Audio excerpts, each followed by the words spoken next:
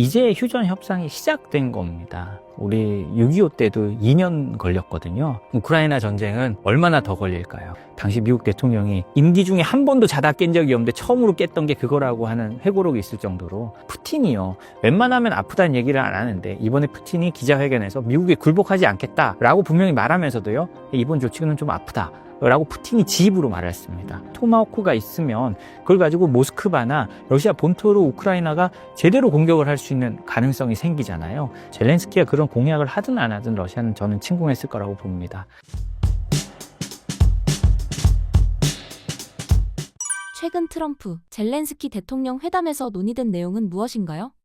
지금 언론 보도를 보면 트럼프 대통령이 젤렌스키한테 막 화를 내고 러시아 푸틴이 도네츠크나 이 부분을 다 하고 대신 과거에는 없던 남북 땅을 돌려주겠다고 했는데 우크라이나에서 거부했다는 거잖아요. 그렇게 하면 키이우까지 바로 뚫릴 수 있다. 유럽으로 들어오는 게 바로 뚫릴 수 있기 때문에 안 된다. 유럽에서도 그건 안 된다라고 하고 있어서 트럼프 대통령이 화를 내고 욕을 하고 했다는 그런 보도가 있는데요. 결국은 이제 그런 것 같습니다. 이것도 저는 이제 휴전 협상이 시작된 겁니다. 우리 6.25 때도 2년 걸렸거든요. 그러면 우크라이나 전쟁은 얼마나 더 걸릴까요? 2년보다 훨씬 더 걸릴 것 같아요. 관련된 이해관계가 훨씬 더 큰 전쟁이니까요. 그리고 유럽은 만약에 우크라이나를 이 상황에서 하면 푸틴이 몇 년, 2030년 안에 유럽을 침공할 수 있다. 라고 생각하고, 이거는 그냥 아무나 싱크탱크나 이런 데 하는 말이 아니라 독일 총리나 이런 사람들이 그렇게 말을 하는 거고, 2027년에도 침공할 수 있다. 라고까지 말을 하니까요. 그 안에도. 그러니까 그 사람들은 실제로 우리가 생각하는 이상의 위기감을 갖고 있는 거니까요. 쉽게 타협되지는 않을 겁니다. 우리 6.25 때로 다시 한번 돌아가 보면, 아까 2년에 그 협상을 했지만 지금이랑 비슷합니다. 우리 휴전협상 누가 했습니까? 대한민국은 휴전협상 당사자가 아니에요. 들어가질 않았습니다. 그러면 미국과 중국, 북한이 했거든요. 그럼 그 사이에 한국은 어떻게 했습니까? 이승만 대통령 화가 나가지고 거제도에 포로 수용소 완전 개방해버리고 해서 자다가 당시 미국 대통령이 임기 중에 한 번도 자다 깬 적이 없는데 처음으로 깼던 게 그거라고 하는 회고록이 있을 정도로 수많은 이해관계가 맞부딪히는 게 휴전협상입니다. 그래서 이제 시작이 됐고 트럼프가 그렇게 화를 낸다고 하지만 여기서 우크라이나 전쟁이 바로 해결될 수 있는 어떤 돌파구를 찾는다면 그건 정말 너무나 좋겠지만 현실적으로 그러긴 어렵다. 여러 가지 문제가 얽혀서 저는 그렇게 생각을 합니다. 헝가리에서 예정되었던 푸틴 대통령과의 회담을 취소한 트럼프의 속내는 무엇인가요? 최근 기사를 보면 헝가리에서 이걸 취소를 한 건 마코 루비오 국무장관이 트럼프의 건의해서 취소를 하고 러시아에 대한 어떤 강력한 제재도 최근에 시행했거든요. 그 제재도 루비오가 트럼프의 귀를 잡았다라는 보도가 나오고 있습니다. 이게 굉장히 좀 중요한데요. 지금까지는 트럼프 대통령의 친구인 위치코프 특사가 트럼프에 대해서 말한 게 굉장히 트럼프의 귀에 들어갔다고 합니다. 그래서 푸틴과 대화도 하고 여러 가지 하려고 했는데 루비오가 말한 거예요. 내가 얘네 외교장관하고도 다 얘기해봤는데 의지가 없다. 우리는 강하게 나가야 된다. 라고 했고 트럼프가 이제 지금까지 너무 속았다. 트럼프도 그 보도 나온 거 보면 푸틴하고 대화할 때는 잘 되는데 끊고 나면 변하는 게 없더라. 그리고 더 드론 날려서 하더라. 더 이상 이런 걸 해야 되느냐라고 말을 하니까 루비오가 그래 더 이상 속으면 안 된다라고 했을 때 트럼프가 거기 손을 들어줬다는 거거든요. 그렇기 때문에 트럼프도 이제는 러시아를 압박하지 않으면 이 문제가 해결되지 않는다는 걸 어느 정도 판단을 한 겁니다. 그래서요, 이게 어떻게 나타나는지를 가장 잘 보여주는 게 최근에 미국의 러시아에 대한 제재입니다. 미국이 트럼프 행정부 들어서 처음으로 제재를 했어요. 지금까지 미국이 엄청 제재를 한 것 같지만 지금까지 러시아에 대한 제재는 다 유럽에서 나왔고요. 미국은 트럼프 행정부 들어서 하나도 러시아를 제재하지 않았습니다. 그러니까 러시아 입장에서 얼마나 좋았겠어요. 근데 이번에 나온 제재가 뭐냐? 러시아에서 가장 큰 오일 메이저 2개를 제재합니다. 그러면서 이번에 제재한 건 뭐냐? 미국이 러시아에서 가장 큰 오일 메이저 2개를 제재합니다. 그래서 이제 기사를 보면요. 러시아의 하루 원유 수출량이 400만 배럴인데요. 그 중에 200만 배럴을 이 두 회사가 차지하고 있다는 거예요. 이게 엄청난 겁니다. 지금까지 이걸 안 했어요. 유럽도 이렇게까지 안 했는데 이유가 뭐냐? 유럽은 지금까지 어떻게 하냐면 가격 상한선을 정했습니다. 지금은 47달러인가 그렇습니다. 원유를 배럴당 47달러 이하로만 팔아라고 하니까 그럼 이하로 사면 되네. 우리 싸게 사고 좋지 뭐 하고 중국이나 인도가 러시아 수출 원유의 한 80%를 다 사간 거예요. 그리고 나머지 나라가 싸게 사간 거예요. 그리고 뭐 좀 더 비싸게 밀수해 오는 것도 있겠죠. 러시아 입장에서는 당장 돈이 급하고 그거라도 팔 수 있으면 땡큐잖아요. 그래서 계속 팔아온 거고요. 근데 지금 미국은 어떤 걸 했냐? 야, 그 두 회사랑 거래하지 마.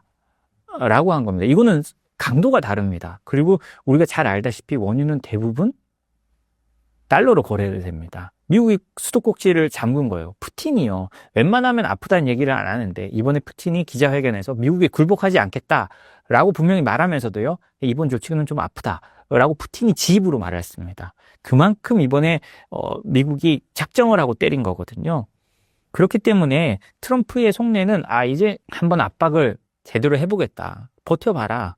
그러면 우리 압박도 이제 계속 들어간다. 라고 하는 거고요. 이게 효과를 발휘했는지 러시아도 그 다음에 말이 이제 더 늦지 않게 푸틴과 트럼프가 만나는 거를 이제 주선하겠다는 식으로 들어갑니다.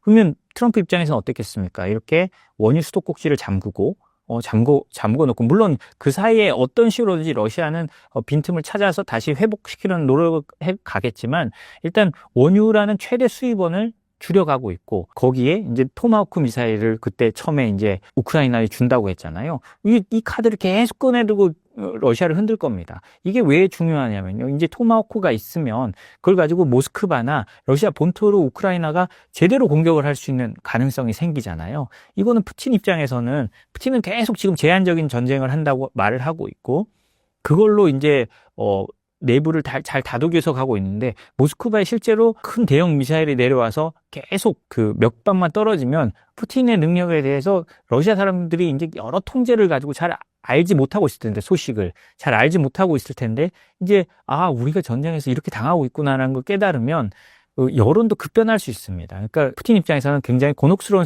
상황이 생길 수 있으니까 트럼프가 그걸 가지고 지금 또 압박을 해 들어가고 있는 거죠. 아마도 실제로 언제 줄지는 모르고 줄지 안 줄지는 모르겠지만 트럼프 입장에서는 계속 그 카드를 가지고 흔들 가능성은 있습니다. 장기화된 전쟁 속에서 현재 러시아의 내부 상황은 어떤가요? 러시아 내부 상황은 상당히 어렵다는 얘기는 많습니다. 뭐 당연히 금리도 20% 정도 되는 금리가 계속되고 있고요. 이제 지금까지는 전시 경제를 통해서 인위적으로 GDP를 높여왔는데 이제 그것도 한계에 도달했다는 얘기도 많습니다. 국가 부채도 늘어나고 있고 에너지 자원을 팔아서 어떤 복지 자금으로 마련했던 수백조 원의 기금도 거의 고갈돼 가고 있습니다.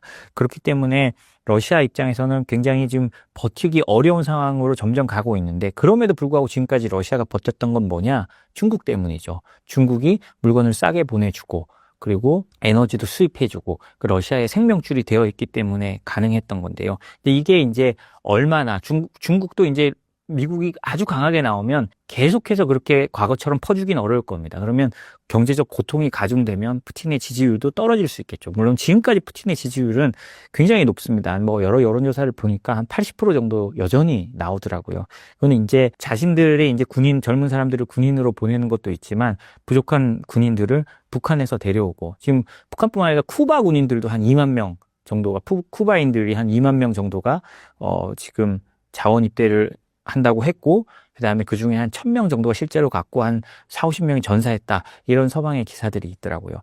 이런 것 좀 전 세계에서 이제 용병들을 불러 모아서 대리전을 펼치고 있는 겁니다. 자국 국민들을 최대한 적게 죽이면서요. 그런데 이제 그건 당연히 돈이 많이 드는 거죠. 그래서 이걸 언제까지 어떻게 할 수 있을지 또 어렵고 좀 여러 가지로 러시아 내부 경제는 어렵습니다. 그래서 2026년 그리고 늦어도 2027년 중반이 되면 사실상 러시아 경제가 무너질 수준까지 올라간다라는 서방의 그런 것도 있는데요. 근데 저는 그렇게까지 러시아 경제가 코너에 아무리 제재를 많이 해도 코너에 몰릴까 싶은 생각은 있는데요. 왜냐하면 중국이 러시아가 무너지는 걸 원하지 않습니다. 왕이 외교부장이 유럽의 그 대표들이나 만났을 때 했다는 얘기를 보면 중국의 속내가 그대로 드러나는데요. 우리는 이 전쟁을 지지하지 않는다. 그러나 러시아가 무너지는 걸 원하지 않는다. 왜냐? 러시아가 무너지면 그 다음 타겟은 바로 중국이기 때문에 우리는 러시아가 무너지지 않게 할 거다. 라고 왕이 외교부장이 그런 말을 하고 유럽의 대표들을 만났다는 거예요. 자신들의 속내를 너무나 직설적으로 표현한 거죠. 제가 중국이라도 그러겠어요. 왜냐하면 러시아가 여기서 무너져 버리면 이제 다음 타겟은 자기들인 게 너무 명확하기 때문에요. 그렇기 때문에 그러기는 쉽지 않을 거라고 봅니다만 어쨌든 러시아의 내부 상황이 전쟁을 계속 끌고 가기는 쉽지 않은 상황으로 가고 있고, 그러나 그렇다고 바로 당장 지금 끊느냐, 바로 해야 될 정도로 코너에 몰렸느냐, 그런 상황은 아니고 어떤 저강도로 계속 전쟁이 계속된다면 정말 오랫동안 갈 수 있는 그런 상황도 저는 전제를 해야 된다고 생각을 합니다. 장기전 속에서 젤렌스키 대통령도 비난받고 있습니다. 국제사회의 지원 피로감이 향후 휴전 종전 협상에 미치게 될 영향은 무엇인가요? 유럽도 지금까지 자신들의 세금을 가지고 우크라이나에 지원해줬잖아요. 근데 당연히 유권자들은 반발하겠죠. 뭐 사실 유럽이 같은 운명 공동체다라고 말은 하고 있지만 왜 나토나 EU 회원국도 아닌 우크라이나에 우리가 계속 돈을 줘야 돼라는 반발이 나올 수밖에 없잖아요. 그래서 지금 요즘에 유럽이 하는 게 뭐냐? 동결된 러시아 자산을 몰수해서 우크라이나에 주자는 겁니다. 그럼 자신들이 세금 안 들어가잖아요. 이게 뭐 겉으로 포장은 러시아의 침공에 대해서 책임을 묻는다라고 하고, 그리고 거기 전쟁 배상금 쪽으로 우리가 이걸 받아놓은 거기 때문에 이걸 몰수해가지고 우크라이나를 줘야 된다라고 하는 거지만, 속내를 보면 우리 세금 정말 쓰기 힘들다. 더 쓰면 우리 세금 이거 복지에 쓰고 다 선거 있는데 이거 언제까지 이렇게 해야 되느냐라는 것도 굉장히 큰 뭐 속마음입니다. 그래서 피로감이 있는 것도 사실이고요. 그리고 푸틴이 뭐 젤렌스키를 거부할 때 하는 말이 좀 민주적으로 선출된 지도자가 아니다라는 말을 하잖아요. 그동안 뭐 전쟁 시작된 다음에 선거가 없었으니까요. 그리고 뭐 여러 가지 뭐 통계에 따라 다른데 푸틴에 대한 지지도도 뭐 많이 낮아졌다, 50% 미치다 아니다 뭐 이런 얘기도 있는데, 그거는 뭐 저는 솔직히 잘 모르겠습니다. 통계에 따라 너무, 여론조사 따라 너무 다르더라고요. 그래서 그건 잘 모르겠는데, 아마도 젤렌스키도 거기에 대한 피로도를 느끼고 있는 것 같고 자신들에 대한 비판을 알고 있는 것 같습니다. 그래서 최근에 젤렌스키가 이런 말을 했습니다. 전쟁이 끝나면 난 떠날 준비가 되어 있다라는 거거든요. 그러면 전쟁이 끝나면 자기가 이제 안 나설 수 있다 라는 건데, 또 어떤 매체들은 보면 자신들의 정적을 죽이기 위해 또 젤렌스키가 자신들의 정적들을 추출하는 모습을 보면 그게 이제 전쟁 끝나고도 대비하는 거다라고 하는데, 현실적으로 지금까지 나온 젤렌스키의 워딩은 전쟁이 끝나면 떠날 준비가 되어 있다라는 젤렌스키의 워딩은 분명히 나왔습니다. 일단 이렇게 말을 해놨기 때문에 만약에 전쟁이 끝나고 다음에 선거가 있으면 젤렌스키 뭐 야당이나 이런 데서는 젤렌스키 그 말을 걸어서 나오면 안 된다고 할 여지는 있는 거죠. 젤렌스키도 이 부분은 충분히 아는 것 같고요. 근데 우리가 여기서 하나 좀 짚고 넘어가야 될 면이 있습니다. 물론 이 장기 집권하는 젤렌스키에 대한 비판, 젤렌스키가 나토에 가입한다는 이런 가능성 없는 공약으로 인해서 러시아의 침공을 불러온 거 아니냐라는 비판도 많습니다. 근데 여기서 좀 제 개인적인 생각을 한다면요, 젤렌스키가 그런 공약을 하든 안 하든 러시아는 저는 침공했을 거라고 봅니다. 왜냐, 푸틴은 그 이전부터 대러시아라는 좀 그런 말을 많이 해왔고요. 그리고 우크라이나의 수복에 대한 의지를 많이 밝히고 있었습니다. 왜냐하면 뭐 같은 나라라는 거죠. 푸틴의 그 역사관에서는요. 그렇기 때문에 어떤 그 독재자가 마음먹은 거는 쉽게 바뀌는 게 아니고요. 우리가 또 푸틴의 머릿속을 다 알 수 없지만, 우리가 김정은의 머릿속을 다 알 수 없고 시진핑의 머릿속을 알 수 없는 것처럼 어떤 독재적 권력을 누리는, 혹은 독재는 아니라도 견제받지 않은 권력을 누리는 사람이 어떤 판단을 할지는 잘 모르는 겁니다. 그래서 저는 이게 뭐 젤렌스키의 탓인가 싶기도 하고요. 그리고 그렇지만 이 전쟁을 끌어온 이 젤렌스키의 그 능력은 저는 인정해줘야 된다고 저 개인적으로는 생각을 합니다.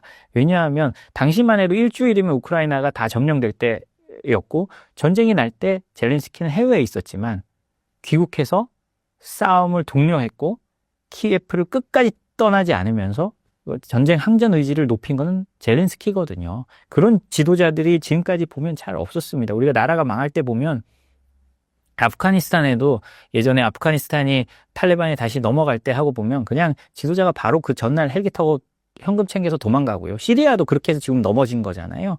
그렇지만 최근에 보면 이렇게 항전 의지를 보여준 지도자는 많지 않았다. 그리고 이제 거기에 대한 이제 전쟁에 대한 어떤 여러 피로감이 있는데, 그 부분을 이제 앞으로 어떻게 풀어가야 될지가 젤렌스키가 진짜 훌륭한 지도자로 남느냐, 아니면 그냥 욕심 많았던 한 지도자로 남느냐의 이제 갈림길에 있다라고 저는 생각이 됩니다. 이 전쟁의 끝은 어떤 모습일까요? 저는 솔직히 뭐 이게 어떻게 될지 사실 전쟁이란 거는 어떤 정치의 영역입니다. 이 정치가 어떻게 풀려져서 어떻게 될지 우리는 투표라는 게 있기 때문에 이제 과거 총 들고 하던 거를 이제 투표라는 거로 민주주의 사회는 하는 거고요. 이제 국제사회에서는 투표가 없기 때문에 전쟁이란 걸로 서로 하는 거잖아요. 결국은 정치가 배경입니다. 그래서 이 정치는 생물이고 어떻게 튈지 모르기 때문에 섣불리 예단하는 거는 저는 안 맞다고 보지만 제 개인적인 생각은 이렇습니다. 지금 상황을 보면요. 푸틴도 건재한 상황이 계속되고 이 우크라이나도 유럽이나 미국의 지원을 받아서 응전하는 상황이 계속된다면 저는 이 휴전 협상은 상당히 길어지지만 이 휴전 협상이 길어지는 와중에 양측의 뭐 푸틴이나 트럼프의 협상에 의해서 충돌의 강도는 점점 내려갈 수 있다고 생각을 합니다. 충돌의 강도는 내려가면서 협상은 지속되고 지지부진한 상태로 오래가는, 그리고 그 어느 것도 해결되지 않는 상태로 오래 가면서 어느 순간 총성이 거의 잦아들면서 멈추는 상황이 올 거라고 저는 그렇게 생각을 합니다. 단칼의 협상이나 어떤 위대한 지도자의 노력에 의해서 해결되기는 쉽지 않은 상황이라고 보여지고요. 지금도 보시다시피 뭐 푸틴이 트럼프 말 듣나요? 듣는 척 했다가 안 듣고, 또 트럼프 또 뭐 한다고 했지만 또 제대로 나중에 안 듣고 물러서고, 이런 게 또 저는 반복될 수 있다고 보거든요. 그리고 본인들 내부적으로도 그렇습니다. 이게 여기서 물러서거나 푸틴 입장에서도 이렇게 전쟁을 일으키고 오래 했는데 여기서 아무런 명분 없이 그냥 여기서 그만두자, 여기서 딱 그만둬서 끝내자라고 하면 푸틴이 받을 이유가 있을까요? 전 받을 이유가 없다고 생각하거든요. 푸틴의 머릿속엔 사람이 얼마나 죽느냐가 중요한 게 아니라 내 권력을 어떻게 유지하느냐가 가장 중요한 겁니다. 그렇기 때문에 푸틴 입장에서 현 시점에서 이렇게 받을 가능성이 낮고 하다면 저는 어떤 이렇게 정체된 전선 상황 속에서 점점 충돌이 줄어드는 과정을 거치면서 어느 순간 총성이 거의 들리지 않는 시점에서 어떤 휴전 협상 같은 게 끝나지 않을까, 이런 생각을 하는데요. 앞으로 뭐 이건 지켜봐야 되겠죠. 왜냐하면 뭐 저의 상상일 뿐이고, 왜냐하면 이 휴전과 관련된 어떤 문제를 풀기에는 양측이 아직도 너무나 건재하고 걸린 이해관계도 많고 중재자의 힘이 압도적인 것도 아닙니다. 그렇기 때문에 쉽게 풀리지 않을 것 같다라는 게 제 생각입니다. 신사임당 시청자분들을 위한 한마디 부탁드릴게요. 지금 뭐 제가 지금까지 말씀드렸다시피 세계의 지정학이 아주 급적으로 변하고 있습니다. 뭐 냉전 이후에 가장 크게 변하는 시점이 지금이고, 여기서 짜여진 프로그램대로 아마 앞으로 21세기가 쭉 가게 될 가능성이 높다고 저는 생각을 합니다. 그러면 우리는 수출로 먹고 사는 나라고 해외 진출로 먹고 사는 나라인데 당연히 변화된 사회에 적응할 수 있는 게 필요합니다. 제가 이 생크션 랩이라는 걸 만든 것도요, 세계의 수출 통제 규제 이런 여러 군데 변할 때 거기에 우리가 어떻게 변화를 해야, 우리 기업들이 어떻게 적응을 해야 잘 해결해 나갈 수 있나라는 걸 찾는 건데요. 저희 생션 랩에 의뢰해 주시면, 서울에 있는 중소기업이나 서울에 어떤 지정된 중소기업은 저희한테 의뢰해 주시면 저희가 서울시의 지원을 받아 무상 컨설팅을 해드리고 있고요. 필요하다면 내규나 이런 것도 만들어서 드리고 있으니까요. 이렇게 되면 뭐 수출할 때 통관도 좀 빨라지고 이런 것들이 있습니다. 그런 부분 잘 저희한테 컨설팅을 해주시면 뭐 저희가 좀 친절히 말씀드리도록 하겠습니다. 방글라데시 전 총리가 사형 선고를 받게 됐습니다. 사형 선고의 배경에 대해 알려주신다면요? 방글라데시의 별성 거의 뉴스가 안 됐기 때문에 이게 갑자기 웬 사형 선고인가 이렇게 이제 생각하실 건데, 이 일은 작년에 일어났습니다. 작년에 방글라데시가 정부가 이제 뒤집혔습니다. 뒤집혀가지고 정권이 바뀌었는데, 바뀐 정부는 정식 선거를 거친 정부가 아니고 임시정부입니다. 그 사건은 먼저 여러분들 조금 아셔야지 지금 현재 돌아가는 부분에 대해서 이해하실 것 같아서 조금 이제 설명을 하겠습니다. 일단 방글라데시 정권이 작년 24년 8월에 교체됐습니다. 이때 이제 그 주요 사건은 8월에 대규모 시위가 있었는데, 시위가 있어가지고 시위 끝에 이제 뭐 그 진압도 하고 뭐 유혈 사태도 발생하고 그랬습니다. 그래서 이제 셰이크 하시나 총리가 인도로 망명했습니다. 그리고 무하마드 유누스라는 사람이 임시정부의 수반으로 취임했습니다. 이건 선출된 것이 아니고 임시정부입니다. 그러자마자 미 국무부가 적극적으로 이제 인정을 했죠. 새 정부를 인정하고 이제 지지를 표명했죠. 미 국무부가 적극적으로 인정하면은 이제 여러분도 아시겠지만은 미 국무부가 세운 정권이다. 소위 말 꼭두각시 정권이다. 이렇게 생각하시면 됩니다. 일단 이 셰이크 하시나 전 총리는 재임을 15년 쪽이 연속이고요. 96년도에도 집권을 했기 때문에 합치면 20년이 넘습니다. 외교 정책은 독립적인 외교 노선을 추구했습니다. 그리고 중국과 러시아의 관계를 강화했죠. 벌써 저 정도 되면 미국하고 관계가 뭔가 그림이 잡혀야 됩니다. 가족 배경은 이분이 방글라데시가 이제 아시다시피 파키스탄으로 이제 독립을 했다가 이제 동파키스탄, 스파키스탄이 있으면 이제 동파키스탄이 1971년도에 방글라데시로 바뀌었습니다. 그게 이제 독립전쟁인데 그때 독립전쟁을 했던 그 건국의 아버지라는 사람이 이제 셰이크 무지부르 라만이라는 사람입니다. 그 사람의 딸입니다, 이분이. 그런데 이 뭐 여러 가지 논란이 있지만 핵심적으로 세인트 마틴 섬의 주권을 포기했다면 권력 유지가 가능했다. 즉 미국이 세인트 마틴 섬에 기지를 건설하려 했는데 그걸 반대하다 보니까 이제 저런 일을 당했다 이렇게 보시면 됩니다. 새로 집권은 아니죠. 뭐 그 사실상 지금 1년 반 이상, 1년여 이상 지금 집권을 하고 있는 무하마드 유누스는 여러분 잘 아시는 노벨상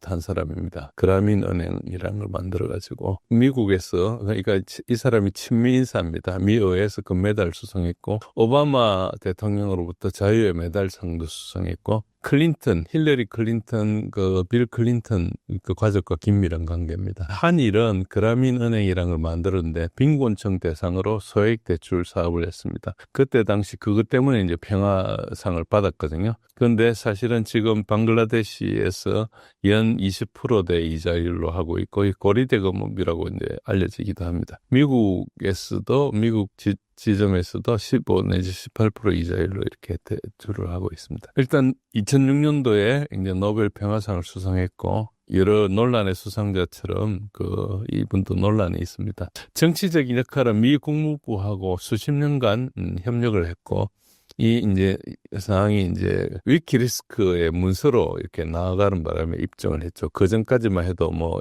이 사람에 대해서 배경이 세계인들은 잘 몰랐거든요. 이제 각국에서는 알았겠지만 그래서 이 사람이 이제 미국의 에이전트다 이렇게 보시면 되고요. 세인트 마틴 섬은 무슨 이야기인가 하니까 이 세인트 마틴 섬을 보시면은 제가 구글맵에 빨간색으로 표시해놨습니다. 방글라데시의 거의 제일 동남쪽에 있고 미얀마하고 거의 붙어 있는 그런 미얀마 아주 가까운 지역에 있습니다. 저기에 이제 섬이 있는데 저기에 기지를 건설하려고 이제 미국이 노력했었죠. 그걸 듣지 않는 바람에 이렇게 되는데 기지를 건설하면 저기에서 말라카 해협이 보이실 겁니다. 지금 말레이시아하고 싱가포르 저 사이를 통과하는 저 해협으로 중국의 물동량 90%가 저기를 통과합니다. 그러니까 통제가 되게 쉽겠죠. 저기 있으면은 방글라데시 남부의 벵골만의 미얀마 접경 지역의 말라카 해협의 진입로에서 이제 미국이 공군기지 건설을 제안했는데 하시나 총리는 미국이라 하지 않고 백인이 제안했다 이렇게 표시했습니다. 전략적 목표는 두 가지입니다. 미얀마 군사정부를 견제하는 것. 미얀마가 정부가 있고 또 군부가 있습니다. 이 두 개가 같이 이제 영향이 좀 다른데 아시다시피 미얀마의 아웅산 수치 여사도 평화상을 받았죠. 그렇지만은 로힝야족에 대한 어쨌든 인종말살 이런 정책을 많이 썼죠. 어쨌든 그 미얀마 정부에 대해서는 또 중국과 가깝기 때문에 이걸 견제하는 게 가장 큰 것 중에 하나고 말라카 해협을 통제한다. 그래서 중국의 에너지 수송로 차단 능력을 확보한다. 중국이 저기에서 대응하려면 다시 또 항공모함을 끌고 와가지고 그 근처에서 작전해야 되기 때문에 엄청나게 부담스럽겠죠. 말라카 해협은 아시다시피 하루에 1,520만 배럴의 석유가 통과하고 아마 호르무즈 해협 다음으로 세계에서 두 번째로 중요한 에너지 수송로입니다. 중국은 석유 수입의 90%, 남중국해 통과 원유의 90%를 이제 저기로 옵니다. 세계 최대 석유 수입국이 중국이고요. 미국은 만약에 중국과 충돌 시에 말라카 해협을 봉쇄하면 중국 에너지가 공급이 차단되니까 이제 이길 수 있다 이런 것이죠. 공급하는 나라는 사우디하고 UAE, 카타르 등 페르시아만 해서입니다. 여러분들 요거를 그냥 가볍게 생각하면 안 되는 게 2차 대전 때 그 일본이 진주만 공격을 했지 않습니까? 진주만 공격을 하게 된 것이 일본의 석유를 차단했기 때문에 일본이 더 이상 버틸 수 없으니까 조금이라도 힘이 있을 때 공격하자 해서 한 겁니다. 그러니까 에너지를 차단한다는 것은 거의 모든 것을 차단하는 것 마찬가지고 우리는 아직까지 그런 걸 겪고 있지 않지만은 에너지 차단당하면 우리도 똑같고요. 우리도 뭐 이란 석유 수입 을 못하게 해가지고 한동안 어려웠던 적이 있죠. 그래서 에너지를 차단하는 것이 혈맥을 차단하는 거다 이렇게 생각하시면 저게 엄청나게 중요한 일이라고 보십니다. 한편 이제 그 방글라데시는 그 미국, 중국, 러시아, 인도하고 관계가 있죠. 어쨌든 지금 중국과의 관계가 좀 심화됐고 파키스탄에 있다가 동파키스탄하고 독립전쟁을 하는 바람에 방글라데시는 파키스탄과의 관계는 안 좋습니다. 지금도 약간 원한 관계가 있고요. 이 사람들은 무슬림입니다. 무슬림인데 그렇고 그 다음에 이제 인도하고 좀 친하고요. 중국하고도 좀 친합니다. 그래서 물론 러시아하고도 좀 친한 관계에 있고요. 그 2021년에 방글라데시가 브릭스에 있는 이제 NDB 신개발은행 여기에 이제 가입을 했습니다. 브릭스 뭐 저게 뭐 IBRD 이런 거하고 비슷하다 생각하시면 됩니다. 혹은 뭐 IMF 이런 거랑 비슷하다고 이렇게 생각하면 됩니다. 어쨌든 조금 다른 기관인데 성격상 그런 걸로 보면 되고요. 그리고 이제 작년 6월에 브릭스 정식 회원국 가입을 추진했습니다. 이렇게 저 상황에서 이제 8월 달에 시위가 났죠. 양자 군사 협력이 이제 상당히 중국과는 강화돼 있고 또 러시아는 그 2023년 12월 달에 러시아 대사관에서 이렇게 이제 이런 걸 미국에서 조성하는 걸 가지고 아랍의 봄 방식의 불안정화를 시도한다고 미리 경고했습니다. 저 경고가 있고 나서 9개월 후에 이제 저 사태가 발생했죠. 그리고 미국은 계속 이제 방글라데시한테 인도 태평양 전략 가입을 요구하고 있고 그리고 쿼드 확대를 할 때 방글라데시를 넣으려고 하고 있습니다. 그래서 그런 게 있고 인도하고 관계는 하시나 정권 자체는 인도하고 우호적이었고 중국, 러시아하고도 균형을 유지했는데 지금은 이제 복잡한 지정학적 위치로 좀 가게 돼 있죠. 정권이 바뀌고 있으니까. 미국은 2023년 9월부터 방글라데시 관리들에 대해서 비자를 제재를 했고요. 2023년 12월 달에 저 사태가 일어나기 9개월 전에 총선 보이콧을 했고 그래서 뭐 미국이 자유롭지 않은 선거다 이렇게 성명을 낸 적도 있습니다. 저게 왜 그런가 하니까 지금 하시나 정권의 지지율이 한 70% 이상 되거든요. 새로운 정권이라 이제 임시정부죠. 저쪽에 이제 소위 말해서 하시나 정권에 대한 야당 정권에 대해서 국민적인 지지가 없어요. 그래서 선거를 공정하게 하면은 다시 당선될 가능성이 없거든요. 그러다 보니까 이제 선거가 아닌 방식으로 이렇게 계속 하고 있습니다. 그래서 뭐 선거가 있으면은 야당이 선거를 아예 참석하지 못하게 참석해가지고 참패하는 것보다 자유롭지 않은 선거라고 비난하고 있는 게 더 낫다는 그런 걸로 보시면 됩니다. 지금 저기서 로널드 루 차관보라는 저 사람이 되게 중요한데 미 국무부에 이제 지역별로 차관보가 쭉 있어요. 우리 같으면 동아시아 태평양 뭐 차관보가 있겠죠. 그처럼 저기도 이제 남아시아에 차관보가 있습니다. 도널드 루라는 사람이 이제 여러 가지를 했는데 2022년도에 그 임란 칸이라는 파키스탄 수반을 이제 전 감옥에 보내는데 역할을 한 사람입니다. 어쨌든 이 사람이 5월 달에 방글라데시를 방문했죠. 저게 방문한 게 하나의 신호입니다. 오면은 이제 그 세력들이 하는 거죠. 그리고 아시다시피 NED 민주주의를 위한 National Endowment for Democracy. 저거는 CIA 그 아울렛이라 그럽니다. CIA가 직접 하지 않고 CIA가 그 외주를 줘서 하청하는 기관이라 보시면 됩니다. 거기서 자금을 지원했고 야당 언론 매체인 네트라 뉴스도 지급했고 그리고 유튜브 구독자 뭐 10만 이상, 뭐 페이스북 팔로워 15만 이상 이런 그 소위 말해 인플루언서들을 계속 돈을 주고 키우고 있습니다. 피트 하스 전 미국 대사가 뭐 굉장히 지금 이 야당이 잘하고 있다. 그러니까 이런 이야기도 하고 그랬습니다.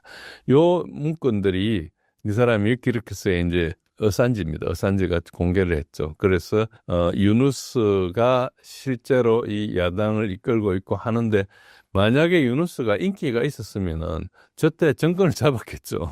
근데 계속 이제 인기가 없는 겁니다. 그러니까 유누스라는 사람이 미국의 소위 말해서 에이전트라는 것이 대부분 알려져 있고 대중적인 지위를 못 얻어서 결국은 대중적인 지위를 못 얻으면 정치공학적으로 뒤집을 수밖에 없는 거죠. 그렇게 했다 이렇게 보시면 됩니다.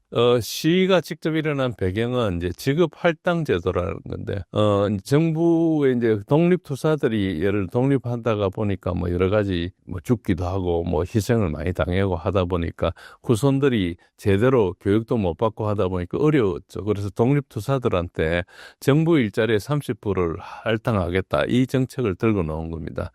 그러니까 독립투사들 71년도에 독립을 했으면 독립했기 때문에 그 독립운동을 했을 때 많은 사람이 희생됐거든요. 굉장히 많은 사람들이 죽었습니다.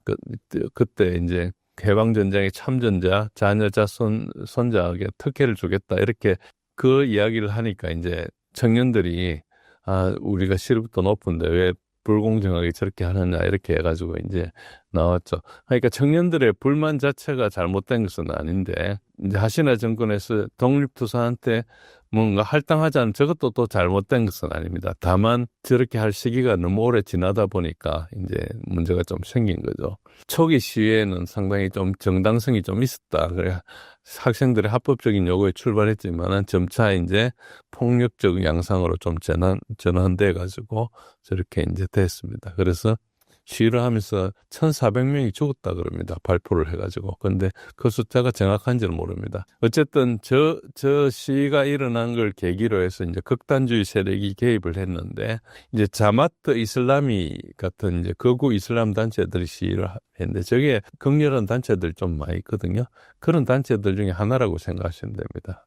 정통 이슬람이 아니고 이슬람 세계에서 이제 들어가서 이제 하는 그런 단체죠. 그래서 정부 건물을 공격하고 경찰과 충돌하고 지금 마이단 때 일어났던 것과 굉장히 유사합니다. 거의 그런 형태들이 모든 국민에 띕니다. 그래서 이제 아시다시피 그 파키스탄은 방글라데시는 처음에 이제 인도 파키스탄이 분리돼 가지고 하다가 이제 방글라데시 해방 전쟁을 했는데 물러난 총리의 이제 아버지가 독립운동을 주도했고 그때 이제 소련과 인도가 방글라데시를 지원했고 미국과 중국은 파키스탄을 지원했죠. 닉슨 시대인데. 그래가지고 이제 해방을 했는데 75년도에 그 미국이 그 쿠데타를 일으켜가지고 이 총리의 아버지인 소위 말해 건국의 아버지란 셰이크 무지부르 라만을 암살을 했어요. 그래가지고 그 암살을 했던 라시드 총리한테 저들이한테 이제 미국이 정치적 망명도 제공하고 그래서 저 사람은 지금까지 미국에 있습니다. 어쨌든 22년도에 이제 파키스탄 정권을 교체하게 됐는데 임란 칸이라는 사람이 축출됐어요. 저때 이제 미국 개입의 의혹이 되게 많이 있고 그때 저 사람이 로널드 루라는 남아시아 인도양 차관보가 이제 임란 칸을 제거하는데 이제 역할을 했거든요. 동일한 인물이 24년도에 와서 이제 한 겁니다. 제가 저기 바이바이라는 사진을 캡처한 것은 저 사람 나가니까 좋아하는 사람들이 되게 많아가지고 정권이 바뀌면서 나갔죠. 그래서 결론적으로 굉장히 복잡한 지정학적 게임이다. 그리고 굉장히 다층적 요인이 결합되어 있는데 결과적으로는 지금 이제 청년들 불만과 부패 문제가 있고 또 미국의 이제 지정학적인 이해관계가 있고 극단적인 극우 이슬람 세력도 개입을 하고 이렇게 일어났는데 겉으로 보면은 되게 혼란스러운 것 같은데 실제로는 그렇게 혼란스러운 게 아니고 아주 간단합니다. 미국이 자기 마음 안 들어서 바꾼 거예요. 그래서 미국이 일관된 패턴, 우크라이나나 조지아나 세르비아에서 반복된 색깔혁명 방식을 했고 합법적인 시위를 활용한 정권 교체 작전이다. 이게 합법적인 시위를 했는지 안 했는지 네가 어떻게 알아서 그런 이야기를 하느냐 이렇게 주장을 할 수 있죠. 그걸 이제 근거가 없으면은 음모론이잖아요.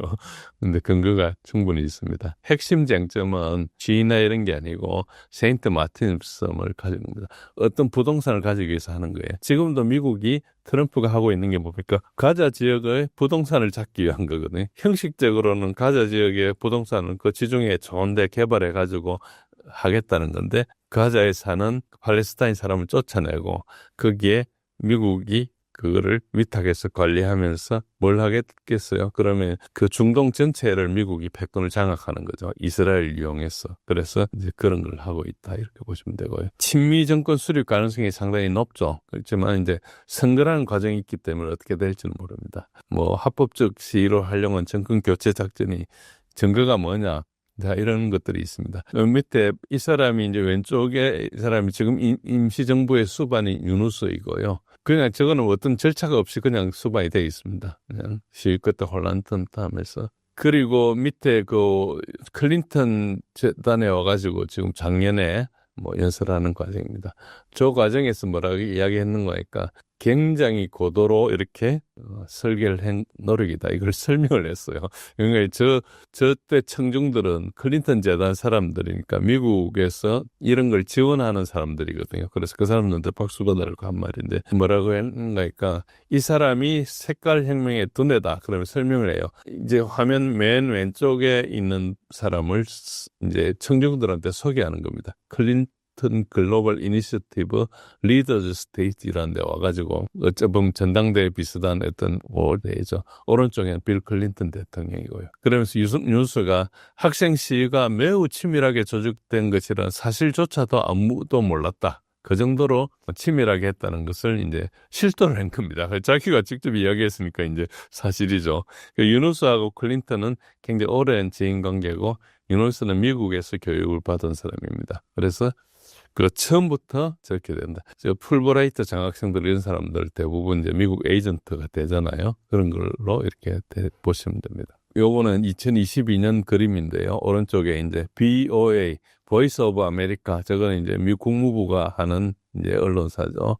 그래서 방글라데시 정치인들을 모아놓고 저기에 뭐 피해자 가족 같은 사람들 이런 것도 여러 가지를 이야기하면서 이제 소위 말해서 민중 저항 운동을 하는데 주 방글라데시 미국 대사가 지금 가운데 안경 쓴 분인데 와서 이런 일을 하고 다닙니다. 그래서 어째 보면은 정부에서 대사로 와가지고는 정부하고 이렇게 일을 해야 되는데 반정부 단체를 다니면서 저렇게 하는 거예요. 저런 것들이 좀 허술한 국가들한테서는 그냥 통합니다. 그래서 여러분들이 이거를 그냥 보시면 안 되는 게 이게 이제 1대1로 그림입니다. 위에가 이제 1대1로 지상로고 밑에는 해상로입니다. 해상로는 우리가 진주 목걸이라 그러죠. 제가 지금 2025년 현재 원래 분쟁이 일어난 지역을 제가 동그라미 붉은색 동그라미로 제가 그려놓은 겁니다. 이게 이제 지도에 있는 게 아니고 제가 그려놓은 겁니다. 보십시오. 원래 기억하시겠지만은 태국하고 캄보디아 사이 분쟁이 일어났죠. 미얀마에도 분쟁이 일어났죠. 지금 방글라데시에도 이렇게 아시겠지만은 콜카타에 이제 콜카타가 아니고 네팔에도 지금 분쟁이 일어났죠. 파키스탄하고 인도 사이에 뭐 전쟁이 있었죠. 이란에도 전쟁이 있고 아제르바이잔하고 아르메니아 사이에도 분쟁이 있습니다. 원래 분쟁이 있은 건 아니지만은 아르메니아가 거의 항복하다시피 해가지고 트럼프 대통령 앞에 가가 백악관에서 뭐 이렇게 서명도 하고 저기 있는 장개주르 해랑은 지금 중국이 만들 생각하는 1대1로 가운데 한 토막을 딱 잘라가지고 이제 미국이 관리하는 걸로 돼 있죠. 그리고 뭐 이스라엘 가자는 저기 계속 전쟁이 일어나고 있고, 뭐 시리아는 표시도 안 했습니다. 그리고 우크라이나도 일어나. 명락사계 이제 배가 들어가는 데는 다 전쟁을 이렇게 놨어요. 그렇게 생각하시고 그 흐름상에서 보셔야 이해가 되고 그냥 방글라데시에 그냥 사람이 뭐 저런 일이 왜 있었는가 여러분들이 관심이 없겠지만 그렇습니다. 어제 사형선고가 엊그제 났습니다. 사형선고를 했는데 내용은 뭔가 그러니까 그 전 총리한테 반인도적인 범죄 혐의로 사형선고를 했고 그뿐만 아니고 몇 사람한테도 뭐 사형은 아니지만 선고를 했습니다. 혐의는 시대 살해를 지시했다는 겁니다. 그래서 뭐 유혈 진압을 조장했고 뭐 잔혹행위를 방치했다 그러는데 민간인 대상에 이제 광범위하고 체계적인 공격을 했다는데 사실은 그런지 아닌지 알 수가 없는 게 이쪽 반대쪽의 사람들은 이게 가짜 재판이라 하고 있거든요. 그리고 이 법원 자체가 ICT라는 법원 자체가 하시나가 만든 법원이에요. 그걸 찾으면 정적 제거용으로 만들었다 그러는데 사실은 그게 아니고 방글라데시가 처음에 독립전쟁을 하면서 희생이 많았거든요. 그래서 그걸 좀 정리를 해야 돼가지고 사실은 했던 거라 보시면 됩니다. 그것까지는 너무 깊으니까 다음에 설명드리고. 그래서 문제가 됐던 2024년도 시의 유혈 진압은 대략 이제 1,400명 정도로 예상되고요. 뭐 증거가 있다, 녹취 확보를 하고 뭐 이렇게 여러 가지를 이야기하고 있는데 사실은 그렇지 않다는 주장을 많이 하고 있고요. 반대쪽의 사람들은 이제 이야기를 안 들으니까 뭐 저렇게 되고. 인도로 지금 망명해서 체류 중에 있습니다. 이 사람은 대략 지금 뭐 부정선거 의혹도 있고 여러 가지가 있는데 어쨌든 방글라데시를 최빈국에서 건져내고 경제를 발전시키고 여성 인권 신장을 이룩한 그런 효과가 업적이 있습니다. 그러니까 방글라데시 계속 이제 하고 있죠. 뭐 여러 가지 부정선거 의혹도 많고 뭐 여러 가지 이야기를 하고 있는데 실제로 그런지 안 그런지는 정확하게 알 수가 없습니다. 현재는 어떻게 되는 거니까 축출된 정권과 연관된 폭력 조직이라 그러는데 사실은 저쪽에서 이제 계속 싸우게 되는 거죠. 근데 세력 자체가 이 하시나 세력이 훨씬 많아요. 훨씬 많다 보니까 이제 조금 문제가 되고 있죠. 어쨌든 폭력 사태가 일어나가지고 뭐 여러 가지 죽기도 하고 뭐 이런저런 일이 있는데 실제로는 무함마드 유누스 아까 그 노벨 평화상을 받은 그 사람이 수반을 취임해가지고 2025년 말에 공정선거 하겠다고 약속했는데 그 선거가 다시 또 2월 달로 연계된 것 같습니다. 어쨌든 저 부분이 좀 잘 지키지 않고 지금 뭐 인플레이션이 굉장히 급증해가지고 되게 살기 힘들어지고 그러니까 저럴 수밖에 없죠. 그러니까 정치 권력만 바뀌어가지고 내가 뭐 완장만 차겠다 이런 게 아니고 그 관계된 이제 경제 주체들에 대한 이제 어째 보면은 탄압이나 이런 것들이 생기잖아요. 그러다 보니까 이제 경제가 좀 안 돌아가게 되고 사회가 혼란스러운 것도 있고요. 그런 것도 있고 뭐 송환이 될 거냐 이런 부분이 있는데 송환 가능성은 좀 없고 문제는 뭔가 그러니까 선거가 이제 계속 지연돼 가지고 있는데 이게 반정부 시위가 재점화할 가능성이 있고 지금 과도 정부가 아마 그러니까 지지율로 따지면은 10%도 안 될지도 몰라요. 그러다 보니까 오래 갈 수가 없죠. 그래서 인도도 만약에 과도 정부가 지지율이 높고 국민들이 지지하는 것 같으면은 그 하시나 총리 하나 보낸 게 무슨 문제겠어요. 근데 인도가 잘못하면은 방글라데시 국민들하고 앞으로 원수가 될 거기 때문에 안 하는 거죠. 그래서 뭐 저렇게 여러 가지 하고 있는데 굉장히 어려운 상황에 있다는 것이고요. 지금 현재 상황은 이렇습니다. 가장 큰 문제는 아까 말씀드린 지지도고요. 선거를 하면은 윤석열 정부가 실각 가능성이 제가 볼 때는 90% 이상 굉장히 높아요. 뭐 90%, 80% 이런 건 말씀드릴 수 없는 건데 어쨌든 선거 이외의 방법을 쓰거나 제가 볼 때 부정선거를 할 거라 생각합니다. 부정선거를 할 걸로 생각하고 그건 미 국무부가 도와주겠죠. 어쨌든 어떤 방법으로 할지는 모르겠습니다. 그러나 우리 알다시피 루마니아나 여러 나라에서 일어났던 사태를 알 수 있기 때문에 그런 게 어느 정도 예상이 되고 그다음에 이제 17일 날 재판 판결이 났는데 지지 세력들은 엄청나게 반발하고 있습니다. 그러니까 아와미 리그라는 저기가 이제 하시나의 지지자인데 그런 거죠. 뭐 그쪽에 있고 어쨌든 지금 현재는 그 샷다운하고 파업 이런 걸 하면서 이제 하고 이 재판을 강제 재판을 규정하고 어쨌든 유누스를 사임해라. 근데 유누스가 이제 뭐가 문제인가 하니까 나라 경제라도 잘 살면 좀 조용해질 거 아닙니까? 그러니까 경제가 어렵고 하니까 무능하다 보니까 저 사람들이 시위를 해가지고 정권을 뒤집을 수는 있지만은 그 다음에 나라를 잘 먹고 잘 사는 데 대한 대안을 가지고 온 게 아니에요. 우크라이나랑 똑같습니다. 우크라이나는 나치 세력들이 이제 2014년도에 마이단을 해가지고 똑같이 임시정부를 수립해가지고 그 다음에 이제 포로셴코나 이렇게 했는데 그 사이에 전혀 경제나 아무 문제를 해결을 못했어요. 그러니까 대안이 없이 그냥 정권만 뒤집은 거죠. 그래서 이제 그 문제가 되게 심하고 현재까지도 계속 오늘도 뭐 있었다 그럽니다. 폭력 행위가 지속되고 있고 뭐 그게 되게 심합니다. 뭐 사진 보시면 알겠지만은 뭐 지지자 경찰 간 충돌이 있고 뭐 폭력 사태도 있고 교통도 마비되고 그러니까 이제 저게 경제가 더 좋을 리가 없죠.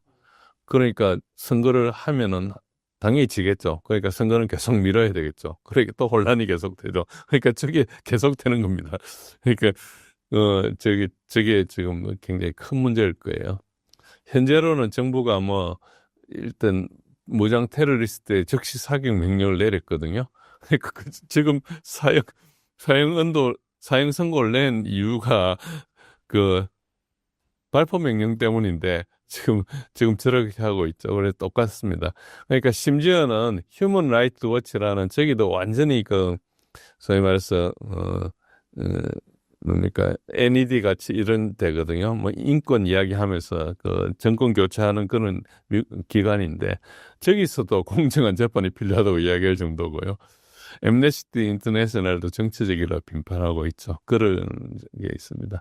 그래서 이제 2026년 총선을 앞두고 있는데 아와미 리그를 총선에 출마하지 못하게 금지를 이제 해야지 이길 수 있을 거 아닙니까? 그걸 그렇게 할 겁니다. 그렇게 하면 이제 분열이 더 심해지겠죠. 그래서 저기는 굉장히 유혈이 낭자할 거다. 그렇게 생각하면 되고, 그래서 뭐 잘 안 알려져 있지만은 우리하고 너무나 이제 거리가 멀고 뭐 별로 관계가 없어서 이제 저렇게 될 거다 이렇게 생각하시면 됩니다. 현재 러우 전쟁 진행 상황을 알려주신다면요? 러우 전쟁은 여러분들 아시다시피 이거 제가 지난번에 왔을 때 대략 설명드린 그림인데요. 크게는 저렇게 저 동그라미 그린 지역이 일어나고 있는데 지금 최근에 남쪽에 자포로지아가 조금 더 이제 격화됐다. 그래서 전반적으로 저 동그라미 그리는 네 군데가 거의 이제 러시아가 다 먹고 있고, 수미 지역은 아시다시피 이제 수미 위에 이제 러시아에 있는 크루스크 지역에 북한군들이 와서 이제 지뢰 제거 작업을 하고 있습니다. 그게 끝나고 나면은 수미 지역에 갈지 안 갈지는 모르겠습니다. 과거에 듣기로는 8월 달 정도에 수미 지역에 북한 공병이 와서 할 거라고 이야기했는데 보도에 나온 것은 쿠르스크 지역만 했거든요. 그래서 아마 아직까지는 수미 지역에 대해서는 러시아가 자기 영토로 선언한 게 아니기 때문에 그걸로 들어가면 국제 분쟁이 되지 않습니까? 쿠르스크는 본래 러시아 영토였으니까 거기에 지뢰 제거하는 것은 아무 문제가 없는 거죠. 예상되고 있고요. 그래서 수미 지역에 올 건지 안 올지는 불확실합니다. 과거에는 올 거라고 정보가 있었는데 그건 아니고요. 지금 이제 그 다음에 쿠르스크 지역 그 밑에 이제 하르키프 주입니다. 그 수미로 내려와 하르키프 주에 보면은 동그라미가 두 개가 있는데 하나는 북쪽이고 하나는 남동쪽이고 하나는 이제 북서쪽입니다. 그래서 이쪽에서 양쪽에서 이렇게 쭉 전선을 확대해가지고 하르키프가 거의 뭐 면적으로는 얼마 안 되지만은 그 전체 영향력으로 보면 거의 한 30-40%가 그 러시아군의 영향력 안에 있다. 그리고 이제 저 오른쪽에 그 동그라미 사이에 있는 지역에서도 이제 내려오고 있고 그렇게 보고 있고, 핵심은 이제 타원으로 그려놓은 저 지역이 핵심입니다. 제 핵심 지역인데 저기는 지금 전반적으로 우크라이나군이 엄청나게 밀리고 있고요. 그게 돈바스의 굉장히 중요한 지점 말고도 이제 밑에 자포로지아에 지금 급속도로 내려가고 있기 때문에 이게 이제 4개 주를 넘어서서 한 8개 주로 전쟁이 확산될 공산이 되게 크고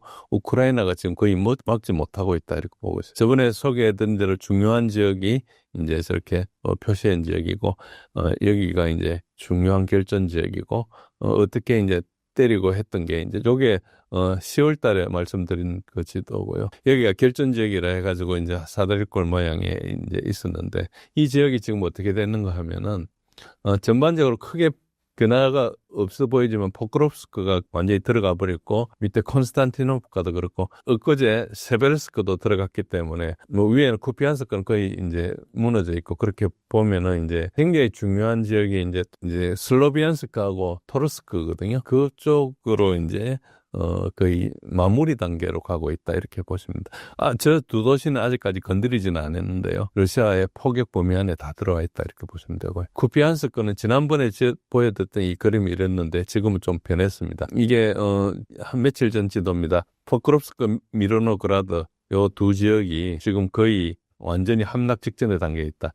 포크롭스크는 거의 다 넘어갔고요. 미르노그라드의 일부가 남아있는데 우크라이나 쪽하고 러시아 쪽의 보고가 약간 차이가 납니다. 한 일주일 이상 차이가 나는데 거의 대부분 지역이 들어왔기 때문에 이제 그 우크라이나군이 남은 세력이 별로 없고 그 다음에 뭐 탈출을 하거나 항복을 하거나 해야 되는데 상당히 어려운 지역이 있다 이렇게 보시면 됩니다. 요거는 이제 그 포크롭스크를 둘러싼 조금 더 큰 그림입니다. 밑에 이제 포크롭스크라고 해놨는 데가 밑에 이제 거의 지금 사실상 지금 닫혀 있는데요. 지금 일주일 전 지도입니다. 일주일 전 지도인데 약간 이제 우크라이나군이 푸른 원을 그린 지역으로 약간 물러나 있다 이렇게 보시면 됩니다. 거기가 뭐 완전히 물러난 건 아닌데 저기가 주 방어선을 생각하고 일선에서는 좀 떨어져 있고 저기 그림에서 항상 같은 그림인데 빨간색 화살표들이 이제 러시아가 공격하는 방향이고 파란색 화살표가 우크라이나가 공격하는 방향인데 대체로 보면은 북쪽에 있는 데를 계속 자르다가 그러니까 포위를 하기 위해서 자르다가 지금 조금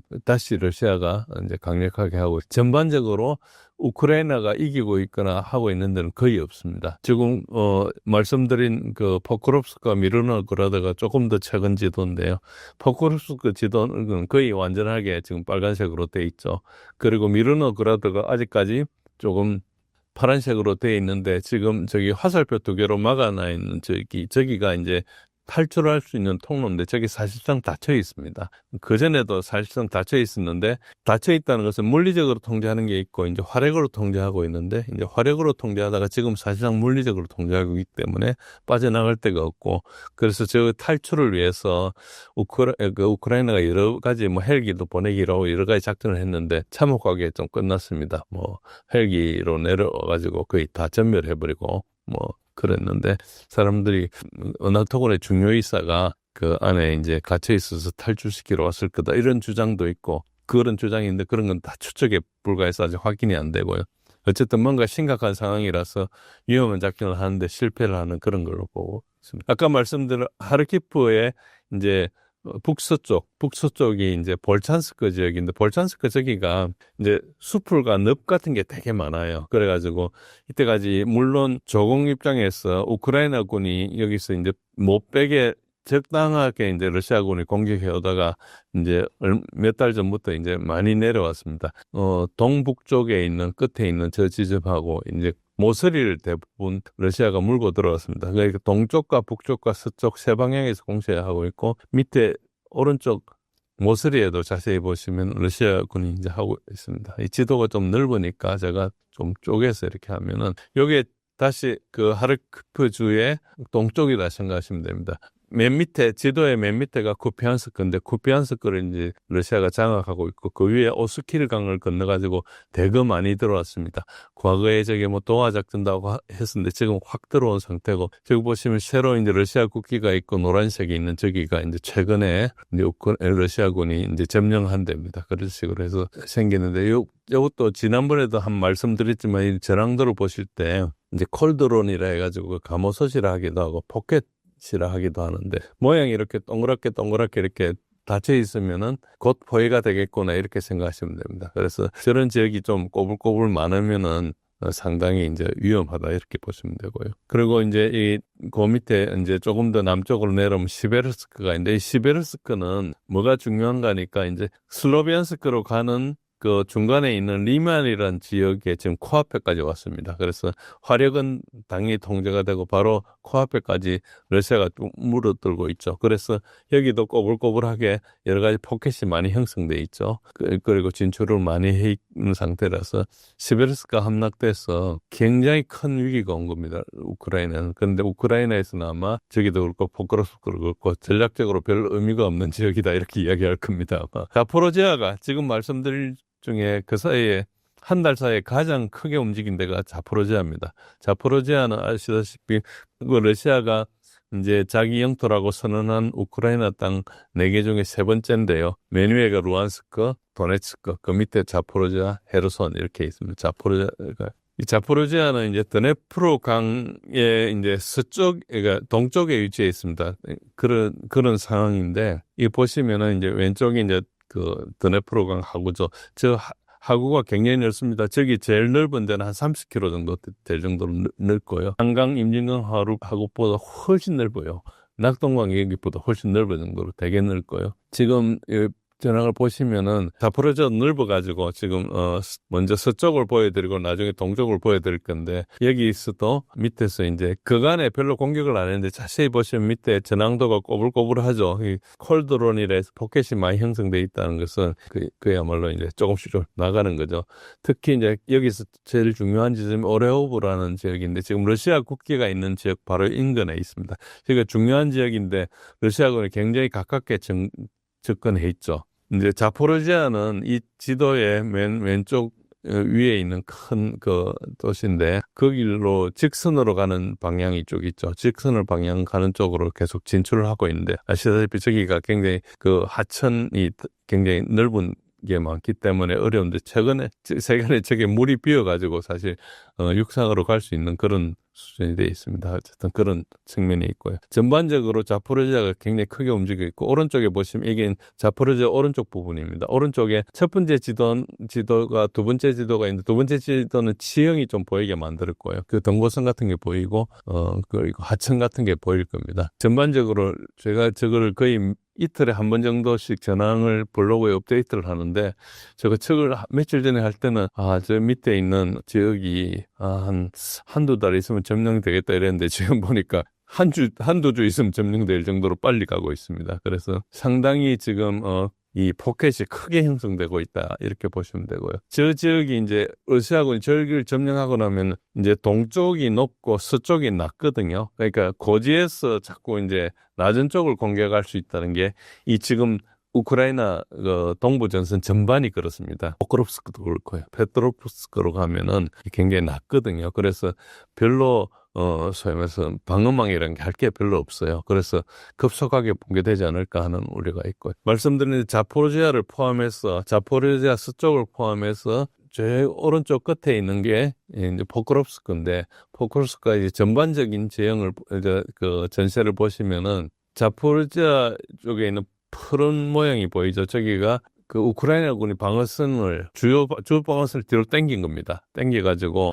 이제 앞에서 방어하다 보면 힘들 거라 해가 좀 당긴 상태인데 상당히 그러니까 밑에 이제 뭐 이런 데는 좀 어렵죠. 그래서 전반적으로 자포로지아가 지금 굉장히 급하게 무너져 있고 드네프로 쪽도 급하게 무너져 있기 때문에 슬로비안스크하고 크라마토스크 두 개만 하면은 거의 막을 데가 그럴지 모를 단계로 가고 있습니다. 아까 말씀드린 쿠피안스크는 거의 완전 점령이 직전이고 마법 작업입니다. 이것도 며칠 전 지도인데 전반적으로 대부분 잡았는데 지금 밑에 하천 부분 저기를 건너서 우크라이나군이 도망가야 되는 그런 상황이었다. 이런데 최근 것은 업데이트가 안 됐습니다. 저게 한 일주일 전 지도입니다. 그리고 이제 우크라이나군 인원 손실은 아직까지 여름 수준 최저점은 비슷하지만 지금 현재가 이제 라스푸티차 영향이라서 저기는 이제 가을에 비가 오거든요. 비가 오면은 그 밑에 이제 그 흑토 지역입니다. 체르노잼이라 해서 그야말로 이제 비료가 있는 데죠. 그래서 꺼지는데 그러니까 길 자체가 어떻게 되는 거니까 서로는 전부 다 진흙탕이다. 근데 큰 길만 아스팔트가 있다 생각하시면 아스팔트가 없는 지역으로는 가다가 보면은 이제 기동이 좀 제한되니까 이게 이제 이때까지 추세였는데 최근에는 이것도 좀 불확실합니다. 이제 안개가 끼고 하면은 이제 드론으로 감시가 좀 불가능하거든요. 그래서 그때 막 기동을 하기도 하고, 그래서 기동하는 장면이 하도 이상해서 매드맥스 무비처럼 보인다고 이야기하기도 하고 그런데, 그래서 이제 땅 조건은 안 좋지만은 이제 하늘 조건은 기동하기 좋기 때문에 움직이기도 하고 그런 영향이 있습니다. 그래서 과거와 같은 라스푸티차 영향이 같을지 안 같을지는 모르겠습니다. 최근에는 좀 인원 손실이 감소하긴 했지만은 뭐 추세라고 볼 수는 없고요. 그러나 우크라이나 가장 큰 문제는 최근에 인원 보충이 불가하고 전선이 저렇게 많이 무너지는 것도 다른 예비가 없어서 투입을 못해서 그렇습니다. 그래서 지금은 이제 병력이 가장 큰 문제가 되니까 독일 같은 경우는 피난온 우크라이나 남성을 귀국시키려고 하고 있고요. 독일은 우크라이나가 계속 싸우기를 원하죠. 한편 러시아군 인원 손실을 보시면은 요거는 미디어 조나에서 했습니다. 11월 5일까지 14만 5천 명이 죽었다고 이렇게 이야기를 하는데 자세히 보시면 실제 자기네들 확인한 건 11만 3천이라서 났어요. 그게 28%를 더해가지고 뭐 이런저런 이유를 대서 했는데 뭐 그거 추정은 할 수 있죠. 그렇게 할 수 있는데 자세히 보시면은 최근 한 1년간은 급격히 줄어 있습니다. 러시아군이 그러니까 저게 사실이 뭐 데이터는 항상 오류가 있으니까 어느 정도 이제 감안해서 보셔야 되지만 추세 자체가 거의 지금 러시아군은 손실을 입고 있지 않다. 뭐 일상적으로 손실이 있겠지만은 그렇게 보시면 됩니다. 저 추세가 이제 1년 이상 이제 저렇게 되고 있다 이렇게 보시면 되고요. 러우 전쟁 전체 국면을 한번 말씀드리면은 돈바스는 거의 최종 단계에 있고 대규모의 그 콜드로 가마솥 포켓 이런 게 발생하고 있고 우크라이나군이 예비가 부족해가지고 전선이 급격히 붕괴가 되고 있습니다. 어째 보면 스탈린그라드의 데자뷰인데요. 뭐 그걸 히틀러가 끝까지 버티라 그랬잖아요. 뭐 끝까지 버티라 그랬는데 이제 독일군이 항복하기도 하고 그랬죠. 어쨌든 현재로는 그럼에도 불구하고 뭐 돈바스에 별 문제가 없다고 서방에서 아직 이야기하고 있고 러시아는 뭐 이런 식으로 가면 전쟁 뭐 쉽게 한다 생각해가지고 자신감을 가지고 있고 최근에는 포크롭스크가 문제가 되니까 서방 언론에서도 전황을 어느 정도 인정하고 있습니다. 우크라이나 인원 손실의 누적으로 한계에 도달했는데 11월 정도 되면 우크라이나가 인원이 없어 항복할 거라 생각했거든요. 그런데 이제 지금도 사실 그런 상태에 와 있습니다. 그런데 서방으로부터 계속 지금 현재 우크라이나군은 25세 이후부터 징집을 합니다. 과거가 27세였는데 25세로 낮췄죠. 그 이유 중에 하나가 1991년도 독립할 때 우크라이나 인구가 5,200만이었어요. 그때 우리나라 인구는 4,200만이었거든요. 근데 우리는 지금 5,200만 돼 있잖아요. 근데 우크라이나군은 지금 3천만 밑에 들어와 있어요.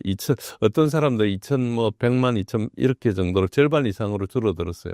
그때부터도 이제 애를 낳아가 길러야 되는데 그게 안 되니까 그래서 이제 27세까지로 하고 그렇게 했었는데 이제 전쟁을 해서 안 되니까 그걸 자꾸 서방 압력내가 25세로 낮췄는데 지금은 18세에서 25세까지 뭐 23세로 낮춰라 뭐 이렇게 이야기하기도 하고 뭐 그렇습니다. 우크라이나가 얼마 전에 18세에서부터 23세 사이 출국을 하게 했죠. 그래서 굉장히 몇십만 명이 나갔는데 그거 가지고 다시 이제 우크라이나에서 이야기를 하고 있고 서방의 생각은 뭔가니까 우크라이나에 직접 나토가 참전하면은 굉장히 힘들어지니까 참전하지 않으면서 러시아를 계속 전쟁을 시키기 위해서 앞으로 13년, 15년간 전쟁을 계속 하겠다는 게 생각이에요. 그러다 보니까 이제 어째 보면은 이제 우크라이나는 뭐 이겨야 되는데 계속 지고 있으니까 나라 전체가 거의 이제 좀 절망적인 상황에 있는 거죠. 그래서 최근에 아시다시피 이제 부패 스캔들이 있었어요. 나부에서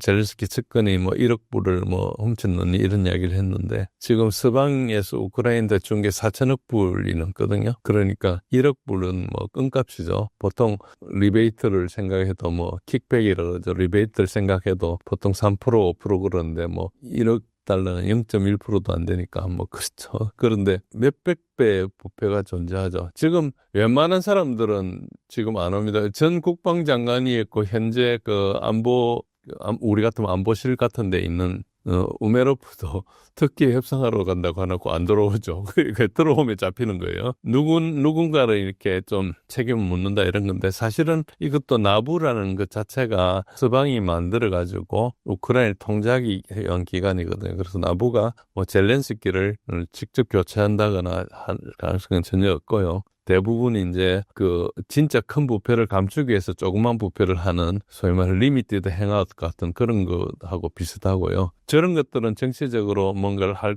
것이다 예고를 하는 걸로 우리가 볼 수 있는데 진짜 큰 문제는 뭔가니까 우크라이나 전선이 지금 급격하게 붕괴되고 있습니다. 저렇게 붕괴되고 있기 때문에 문제는 이걸 어떻게 할 것이냐, 나토가 참전할 것이냐 안 할 것이냐 이게 이제 지금 중요한 문제예요. 18세, 25세 넣는다 해서 별로 달라질 것이냐, 18세 애들을 그냥 불러가지고 하루 아침에 군인을 만들 수도 없고 그 전에 무너질 수도 있고 하니까 일각에서는 나토 국가들이 우크라이나 군복을 입혀서 투입을 할 거다. 이런 예측을 하고 있어요. 그래서 적을 논의하기 위해서 지금 젤렌스키가 서방을 계속 투어하고 있거든요. 프랑스도 가고 그리스도 가고 다니면서 명목상으로는 군사 지원해달라는 건데 군사 지원은 지가 안 다녀도 하잖아요. EU에서 다 해주잖아요. 다닌다는 것은 저 문제를 좀 논의하고 있지 않나 이런 추측이 있습니다. 그래서 저건 어디까지 추측이기 때문에 확인이 안 되는데 병력 때문에 어렵다. 그래서 다른 것들을 어떻게 해도 병력은 되게 어렵고 이제 EU에서는 군수 산업은 좀 지금 잘 나가고 있으니까 그건 좋은데 이제 그걸 받쳐줄 경제가 되느냐 하는 문제가 좀 발생하고 있고 이런 정도로 보시면 됩니다. 우크라이나의 순항 미사일 플라밍고와 루타가 첫 실전 투입됐습니다. 타격 지점과 미사일의 위력을 설명해 주신다면요? 이제 플라밍고하고 이제 미사일을 이제 라고라는 미사일을 이렇게 실전 투입했다 그러는데 뭐 젤렌스키가 10월 28일 기자회견을 하면서 말을 한 겁니다. 그래서 서방의 장거리 무기 제한을 우회하기 위해서 이제 벌써 8월에서 10월경에 실전 투입을 했고 연말까지 대규모 투입을 할 거다. 그리고 우크라이나 기업 파이어포인트가 주도한 결과물이다. 파이어포인트가 지금 도망가고 있는 우크라이나 젤렌스키 측근이 이제 했던 기업 중에 하나죠. 어쨌든 플라밍고 미사일은 어떤 건가 하니까 대략 한 3,000km 나가고 탄도 중량이 1,150km.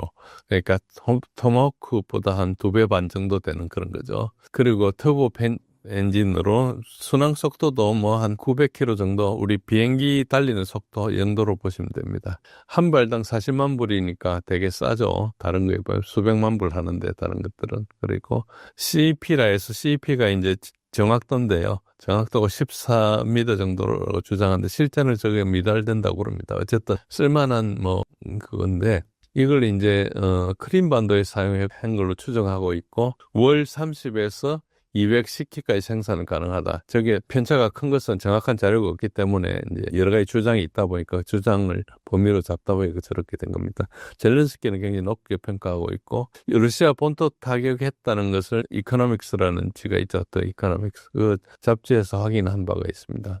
정확도는 떨어지는데 어쨌든 언론사가 확인했다는 것은 무슨 근거가 있으니까 조금 그래도 거죠. 주요 타격인 것은 크림반도, 벨고로드, 노보로시스크하고 그리고 뭐 이런 몇 군데 했는데 뭐 기지도 타격했고 항구의 유전 시설에 정유수를 공격했는데 저게 다 이제 고정 표적들이거든요. 그래서 이제 뭐 시설 표적이 있으니까 대략 성능을 그렇게 생각하시면 됩니다. 뭐 그 정도로 보시면 되고 그다음에 이제 다른 거 루타라는 버전인데 루타라는 버전은 아까보다 훨씬 작은 겁니다. 사거리도 250. 저게 거의 뭐 미사일이라 하지만 드론에 가깝다고 보시면 됩니다. 드론에 가깝고 그리고 이제 탄도 중량이 100kg고 이제 GPS를 쓰고 뭐 이렇게 쓰는데 저것들은 얼마인지는 안 나와 있는데 저비용 대량 생산형이다. 저것보다 훨씬 멀리 가는 러시아의 계란 2, 계란 3라는 미사일들은 그것도 일종의 미사일이죠. 어쨌든 드론들은 2만 불에서 4만 불 이렇게 밖에 안 하거든요. 근데도 그걸로 뭐 하루에 뭐 몇백 발씩 쏘고 있죠. 루타는 현재까지는 실전 투입한 것은 해상 표적 몇 군데 하고 그리고 뭐 지휘소나 창고 타격 이렇게 했는데 이것도 이제 특히 이제 고정 표적을 때리는 건데요. 그래서 저것들 멀리 가지 않기 때문에 가까운 데서 이렇게 때리는 걸로 봐야 되는데 아마 이제 아까 이야기한 플라밍고랑 같이 쓰면은 플라밍고는 먼 데서 때리고 이건 가까운 데 때리면서 혼합해 쓰면은 방공망이 한꺼번에 다 감당을 못 하니까 그런 용어로 쓸 걸로 이렇게 추정하고 있습니다. 그러나 아직까지 루타의 구체적인 피해 보고가 적어가지고 그래서 이걸 뭐 정확하게 알 수는 없습니다. 주장은 하지만은 그래서 뭐 그 전에 있었던 드론들하고 비슷한 수준이 아닌가 이렇게 생각하고 있습니다. 비교표를 만들었는데 지금 말씀드린 내용입니다. 차이가 좀 많이 나죠. 차이가 좀 많이 나는데 3,000km짜리 표적을 때리려면은 역시 정보가 필요합니다. 그런데 이제 그 위성 정보 없이도 할 수 있는 거예요. 일단 저비용이니 감 때려보는 것도 있고 방공망에 가다가 맞으면은 방공 미사일이 이것보다 더 비싸니까 그런 면도 있고 그러니까 저거는 소위 말해서 이제 토마호크나 이런 거하고 좀 다르죠. 토마호크만 해도 많이 비싸거든요. 좀 그런 개념상으로 값이 싸면은 융통성이 되게 많다. 그런 측면이 있습니다. 우크라이나 국방부 정보국에 따르면 시베리아 횡단철도 폭발 사건의 배후를 자처했습니다. 해당 내용을 설명해 주신다면요? 시베리아 폭발은 현재까지는 우크라이나 국방정보국의 주장입니다. 그래서 11월 13일 날 지금부터 다시 예전에 러시아 이제 극동에 있는 하바롭스크 우리 잘 알죠. 하바롭스크 인근 구역에서 시베리아 횡단철도를 때렸다 이겁니다.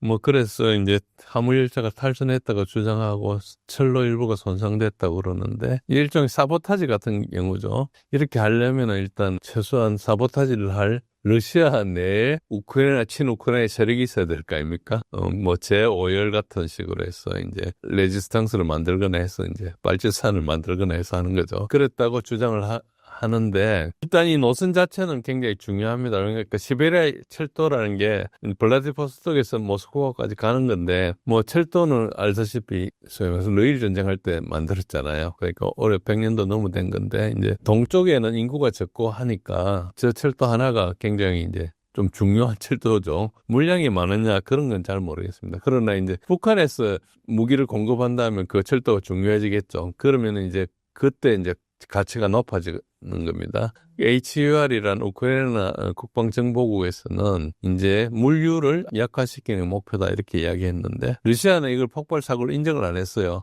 그냥 계획된 보수 작업이라고 이야기했는데 뭐 러시아 말이 위장을 한 것다고 주장하는데 우크라이나 말이 일리도 있죠. 그럴 수도 있고 그렇지 않을 수도 있는 거죠. 러시아는 저게 이제 타격을 입었다 그러면 국내 내륙 깊숙이 특히 먼 데까지도 이제 들어오는 것에 대해서 통제가 안 된다 생각하니까 이제 내부의 불안도 일어날 수 있고 그러니까 당연히 적게 볼 수도 있죠. 어쨌든 그 사실이 확인되지 않고 있고요. 문제는 뭔가니까 철도는 공격도 쉽지만 방어도 소리도 쉽거든요. 그냥 심각하게 뭐 우리 KTX나 이런 데 가끔 사고가 나지 않습니까? 뭐 대개 홍수가 나거나 큰 기후가 안 좋거나 뭐 어떤 사고가 일어날 때 보면 우리는 하루 만에 대부분 복구하고 뭐 몇 시간 만에 복구하는 경우도 많아요. 그러니까 철도라는 것은 공격도 쉽지만 복구도 쉽기 때문에 저게 이제 실제로 심각하지 않고요.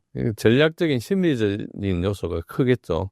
저게 있으면은 러시아 국민들도 되게 이제 불안해할 거고 또 저 지원해주는 우크라이나나 우크라이나를 지원해준 서방에서도 뭔가 우크라이나가 하고 있구나. 내가 돈을 열심히 주는데 그냥 놀지 않고 있구나. 이런 부분이 있죠. 그걸 좀 확인은 좀 불가합니다. 미국과 베네수엘라를 향한 군사 압박이 최고조에 이르렀습니다. 현재 상황을 알려주신다면요? 베네수엘라에 대해서 뭐가 일어나고 있는지는 정말 아무도 모릅니다. 정말 아무도 모르거든요. 그래서 이제 하나의 시나리오가 석유를 탈취한다. 이게 이제 시나리오고 그럴듯해가지고 이 주장부터 먼저 한번 들어보고 그 다음에 제가 준비한 다른 걸 이야기하겠습니다. 현재는 이제 베네수엘라 주변에 선박을 벌써 한 20척을 선박이라 할 것도 없고 조그만 배들 뭐를 이제 20척을 폭격을 했습니다. 20척이라 해야 돼. 20정이라 하는 게 낫겠죠. 수십 명이 죽었고요. 트럼프가 이제 또 CIA의 베네수엘라 공격 명령을 공개적으로 인정을 했어요. 뭐 전쟁하지 않을 거라 하다가 또 마두로의 날은 끝났다 이야기하고 트럼프 이야기가 계속 바뀌는 게 이게 되게 중요합니다. 자기가 했던 말을 자기가 뒤집고 하거든요. 자기 의도를 안 알려주는 건 이게 굉장히 중요한 기법 중에 하나입니다. 우리도 이제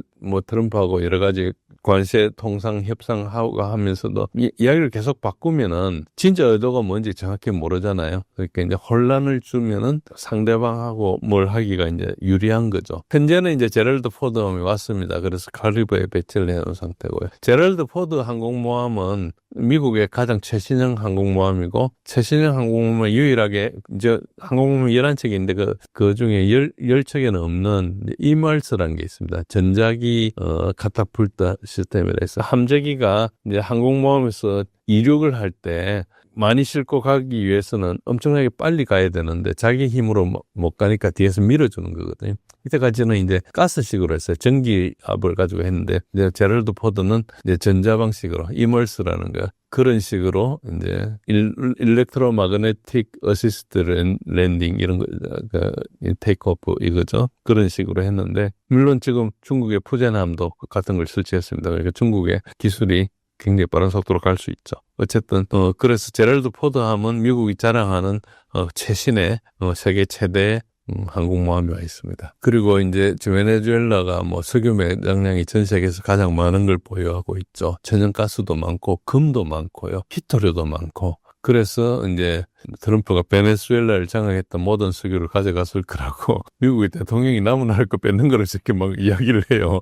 중요한 것은 저렇게 이야기해도 누가 말릴 사람이 없다는 거죠. 누구 하나 나서서 그렇게 이야기할 수 있느냐 이렇게 이야기를 못한다는 게 어쨌든 신식민주의다. 그래서 몰로 닥터는 2.0이다 이런 이야기를 하고 특히 이제 월스트리트 저널은 돈로 닥터린이다. 이게 도널드란 뜻이죠. 그렇게 이야기했는데 어쨌든 그걸 2.0이라 주장을 합니다. 몰로 닥터린은 뭐 칠레 쿠데타 이런 것도 했죠. 그래서 남미에 뭐 여러 가지 특히 CIA가 나쁜 짓 한 거 우리가 다 알고 있습니다.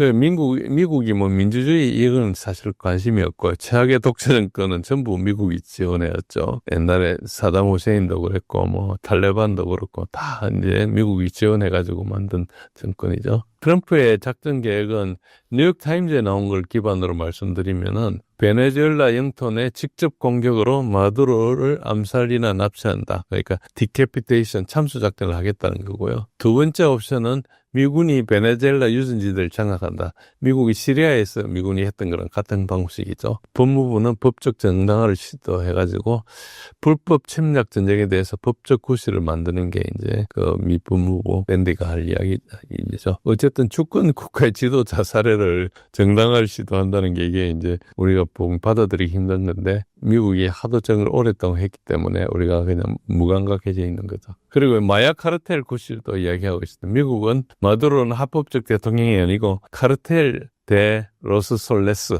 마약 카르텔의 수장이다 이런 이야기를 합니다. 그런데 우리가 다 알고 있죠. 마약 카르텔은 존재하지 않고 CIA도 카르텔이 존재하지 않는다 이야기했어요. 그리고 언론이 만든 표현이고 미국 정부가 불법 전쟁을 정당하게 한 허구인데 저걸 주장하고 있습니다. 베네수엘라 야당의 이제 과도 가문들이 있죠. 지금 노벨 평화상 원래 트럼프하고 경쟁했는지 안 했는지 모르겠습니다.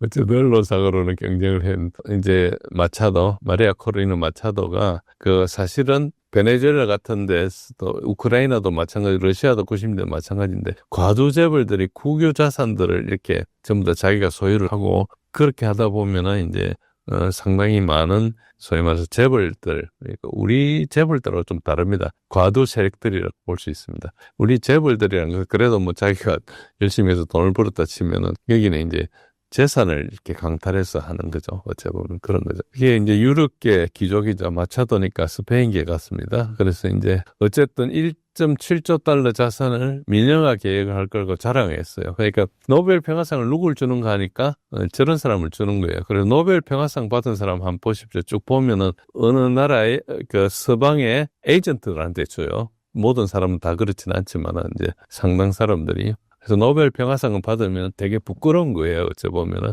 자기 민족한테는 저런 나라는 그렇죠. 아까도 유누스도 그렇고요. 이 사람도 그렇고 우리가 또 알고 있는 아웅산 수치도 그렇고 자기 국가를 파괴하잖아요. 그런 사람을 골라가 주는 거예요. 그러니까 이 제국주의가 어떻게 작용하는지 여러분들이 좀 알 수 있을 것입니다. 어쨌든 그렇게 이야기하면서 미국 기업들이 큰 돈을 벌 거라고 이게 자꾸 떠드니까 이제 언론에 다 나오는 거죠. 그걸 과도 가문에 내던 것들이 쭉 있어요. 가문들하고 이렇게 연결돼 있어서 그래서 이제 우고 차베스라는 옛날 대통령이 석유자산을 다 국유화해버렸거든요. 그러니까 옛날에 다 잘려나간 거죠. 근데 이제 베네수엘라에 기술이 없으니까 미국 기업들이 와서 개발을 해줘야 되잖아요. 개발해주는 관계 이런 것들하고 다 엮여가 있는데 그런 것들이 좀 복잡하다 이렇게 생각하시면 되고요. 그 대신에 미국이 만약에 가만히 놔두면은 중국이나 러시아가 들어오지 않겠습니까?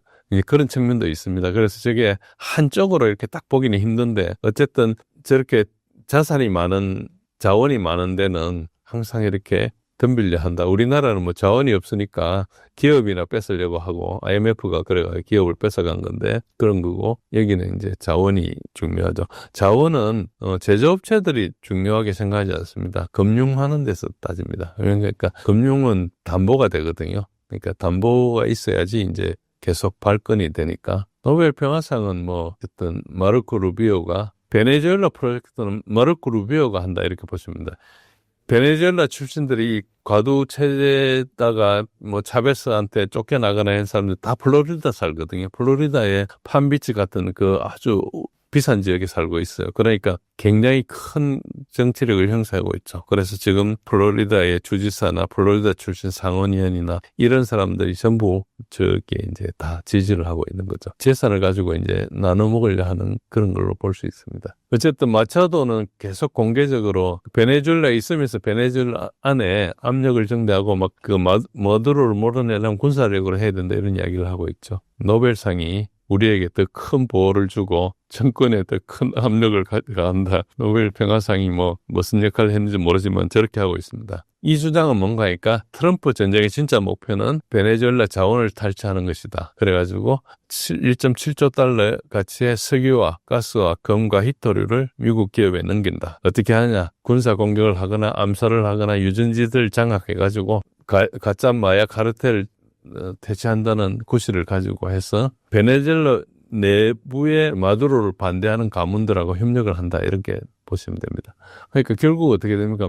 베네수엘라 국민은 이익을 못하고 결국은 소수 가도기업하고 미국 기업만 이익을 보고 전쟁이 나면은 국민들이 피해를 보고 그리고 안 그래도 살기 힘든데 더 크게 힘들어지겠죠. 그런데 저 주장이 사실이냐 이부터 좀 봐야 됩니다. 현재로는 지금 군사적인 측면에서 어떻게 돼 있는가 하니까 피트 헥세스라는 미국 지금 국방장관이고 전쟁장관입니다. 전쟁장관이라 입이 익지 않아 가지고 저 말 쓰는데 서방군은 미국의 이웃이다. 우리는 이를 보호할 것이다. 저거는 무슨 말인가 하니까 몬로 닥트린을 이야기한 거예요. 그런데 몬로 닥트린은 200년 전에 이제 군사력, 이제 6일 전에 군사력입니다. 시차가 있으니까 한 5일 됐네요. 보시면 이제 공군력은 미국의 공군기는 플로리다에서 올 수 있습니다. 왜 그런가 하니까 그게 이제 공중급유기만 있으면 충분히 올 수 있거든요. 그렇고 또 지금 푸에르토리코는 미국령이잖아요. 거기에 이제 기지가 4개나 있고요. 그리고 온두라스에도 1개가 있고. 해군력은 이제 구축함, 상륙강습함, 그리고 항모강습단. 항모도 있고 상륙강습함도 거기에도 이제 함재기가 뜹니다. 약간 이제 수직이 착륙하는 것들이 뜨죠. 그리고 구축함도 좀 큰 게 순양함이고 저런 게 이제 지금 와 있습니다. 함정은 한 8, 9척이 와 있는데 항모가 이제 제일 중요한 게 게럴드 포드가 도착했죠. 그래서 저 근처에 있다 이렇게 보시면 됩니다. 그래서 군사력으로 때리는 것은 아무 일도 아니고요. 피트 헥세스가 발표한 오퍼레이션 서든 스피어라는 게 남쪽에서 온 것이죠. 그걸 보면은 그 서방구에서 마약 테러리스트를 제거해가지고 미국 본토를 방어하겠다. 명분은 뭔가 미국인을 죽이는 마약으로부터 국토를 보호한다. 여러분들이 베네수엘라가 마약하고 관계 있다는 이야기는 거의 못 들었을 겁니다. 어쨌든 현재로는 이제 아까 말씀드린 대로 군사력으로 압박을 하고 있고 대략 이지가 한 200km까지잖아. 200헬이잖아요. 근데 이제 어쨌든 한 50km 정도까지 그 정도 근접해서 이제 하고 있다고 보시면 되고 20척이 아니고 20정 정도의 선박이 격침돼서 죽었다. 그런데 나중에 보니까 죽은 자 중에서 일부 이제 헤엄쳐가지고 온 사람들이 있어가지고 생존자들이 가난한 노동자였다고 이제 콜롬비아 정부가 밝혔어요. 콜롬비아 정부가 이야기하는 거 미국에서 신경 안 쓰니까 자기가 하고 싶은 대로 이야기하죠. 근데 여러분들이 아셔야 될 게 몰로 닥트린 2.0이라는 게 뭔가 하니까 이게 본래 몰로 닥트린이라는 게 이게 서방군은 미국의 우리말로 나와버리다 이런 뜻이 아닙니다. 그런 뜻이 아니고 그런 뜻이기도 하지만은 이제 유럽이 하도 강탈을 해나가니까 유럽이 제국주의가 못 들어오게 막겠다는 게 몰로 닥트린. 200년 전에 202년 전에 발표한 거거든요. 그런 건데 현대적으로는 저게 이제 서방구에서 미국의 패권을 확립하는 거죠. 그래서 소위 말해서 아메리카를 거의 바나나 공화국으로 다 만들어 버렸죠. 그러다 보니까 거기서 좀 먼 브라질이나 아르헨티나 같은 데서 미국하고 관계도 좀 안 좋고 그렇게 하는데 핵심은 지금 어떻게 된가니까 이제 러시아나 중국이나 이란의 영향력이 이쪽으로 좀 가고 있기 때문에 그걸 좀 제거하고 라틴 아메리카 국가들에 대한 통제를 강화한다. 그렇게 200년 전하고 좀 많이 달라졌습니다. 근데 본질적으로는 같아요. 미국이 그래서 패권을 유지한다는 것은 같습니다. 근데 과거에는 보호한다 그러는데 지금은 이제 대놓고 패권을 하겠다 이런 게 좀 차이가 나죠. 그래서 이걸 어떻게 봐야 되는가 하니까 저는 그래서 아까 앞에 말씀드린 석유를 탈취하겠다 이런 것은 좀 한계가 있다고 봅니다. 왜냐니까 베네수엘라에 석유를 사는 게 침공하는 것보다 훨씬 저렴해요. 전쟁을 하게 되면은 돈이 정말 많이 들어갑니다. 진짜 많이 들어가거든요. 미사일 한 발에 몇백만 불 하고 항공모함 한 척 가가지고 전쟁하면 돈이 얼마나 들겠습니까? 그래서 그게 좀 한계가 있고 그리고 마약 전쟁도 사실은 마약 하면은 우리가 콜롬비아 아닙니까? 그리고 경로는 멕시코, 카나다로 통해서 오거든요. 국경만 잘 닫아 놓으면 이제 마약이 못 들어오는 거죠. 그런데 우리가 마약을 하면 누가 돈을 법니까? 마약을 하면은 금융권이 돈을 벌어요. 홍콩은 뭡니까? 아편전쟁의 결과를 받은 거잖아요. 여러분도 아시다시피 하버드 대학은 아편전쟁을 한 돈으로 지금 저렇게 큰 부자가 된 거예요. 런던, 홍콩, 파리, 뉴욕이 다 그 돈 세탁하는 기관이에요, 사실 지금도 보면. 그러니까 마약에서 엄청나게 버는 돈을 세탁하는 기관이 그런 경우도 요즘은 소위 말 코인까지 생겼죠. 세탁을 하기 위해서. 그리고 베네수엘라는 전혀 마약 경로가 아닙니다. 그래서 저는 이게 마약도 말이 안 되고 석유도 말이 안 된다 이렇게 봐서 엘리트 간의 다툼이다 보고 있습니다. 트럼프가 대표하는 마가 같은 그런 세력하고 기존에 있었던 딥스테이트라는 글로벌리스트 파벌 간의 권력 투쟁으로 보고 있습니다. 왜 그런가 하면은 마약 이야기 어느 정도까지는 말이 된다고 보는 것 중에 하나가 마약 밀수는 글로벌 금융 엘리트들의 자금 세탁 수단이거든요. 특히 마약이 들어와가지고 돈을 많이 벌었어. 그걸 가지고 우리가 옛날에 70년대 보면은 대부란 영화가 있었잖아요. 그 마피아가 돈을 벌어가지고 나중에 아주 나이스한 기업으로 탈바꿈 하는 과정까지 보여주잖아요. 그러니까 돈을 어느 정도 벌 때까지는 모르지만 되게 많이 벌면은 그냥 그거를 그냥 자기가 집안에 괴한에 또 달러를 숨겨놓고 이렇게 살 수가 없잖아요. 그러니까 어디 금융기관에 들어가야 돼. 돈을 좀 벌다 보면은. 그러니까 이제 저런 게 되기 때문에 마약 흐름을 차단한다. 그러니까 우리가 트럼프라는 사람을 마가를 대표한다 생각하면 트럼프가 가가지고 마약 흐름을 차단하면은 글로벌 엘리트에 대한 공격이 된다. 이렇게 볼 수 있는 거죠. 그래서 실제 중요한 것을 하기 전에 전초전으로 하는 게 아닌가 하는 생각이 들고 실제 목표는 멕시코 카르텔을 때릴 거다. 그러니까 CIA가 그 멕시코 카르텔하고 굉장히 관계가 있다고 생각하고 있거든요. 이거 뭐 그거는 우리 영화에 나오는 이야기뿐만 아니고 실제로 여러 가지 증거가 있습니다. 그러나 이 이야기 자체도 너무 들어가면 음모론이 되니까 이 정도는 그냥 카드라 정도로 생각하시고 저걸 좀 의심한다. 왜 제가 이런 말씀 드린 거니까 지금 베네수엘라에 일어나고 있는 여러 가지 이야기들 중에 하나도 설명되는 게 없기 때문에 저렇게 보는 거죠. 저 이유 중에 하나가 미국이라는 것이 어떻게 묘사를 하더라도 뭐 어쨌든 엠파이어거든요. 제국이거든요. 제국이 지금 멸망하는 걸 우리가 목격하고 있잖아요. 뭐 멸망이 하루아침에 멸망하지 않겠지만은 뭐 앞으로 몇십 년이 걸릴지 모르지만 쇠퇴하고 있는데 마지막에는 엘리트 간에 싸워요. 엘리트가 계속 많아지는 거예요. 조선시대도 나중에 양반이 너무 비율이 많아져가지고 그 자리가 없어지잖아요. 그러니까 생산 안 하고 계속 수탈하는 사람이 계속 많이 생기는데 미국도 사실 보면 금융으로 이렇게 하기 때문에 실제로 생산은 되게 약하고 돈 가진 사람만 많아지는 거죠. 그러니까 실제로 국민들이 자기가 막 10만 불, 20만 불 벌어도 감당이 안 되는 거예요.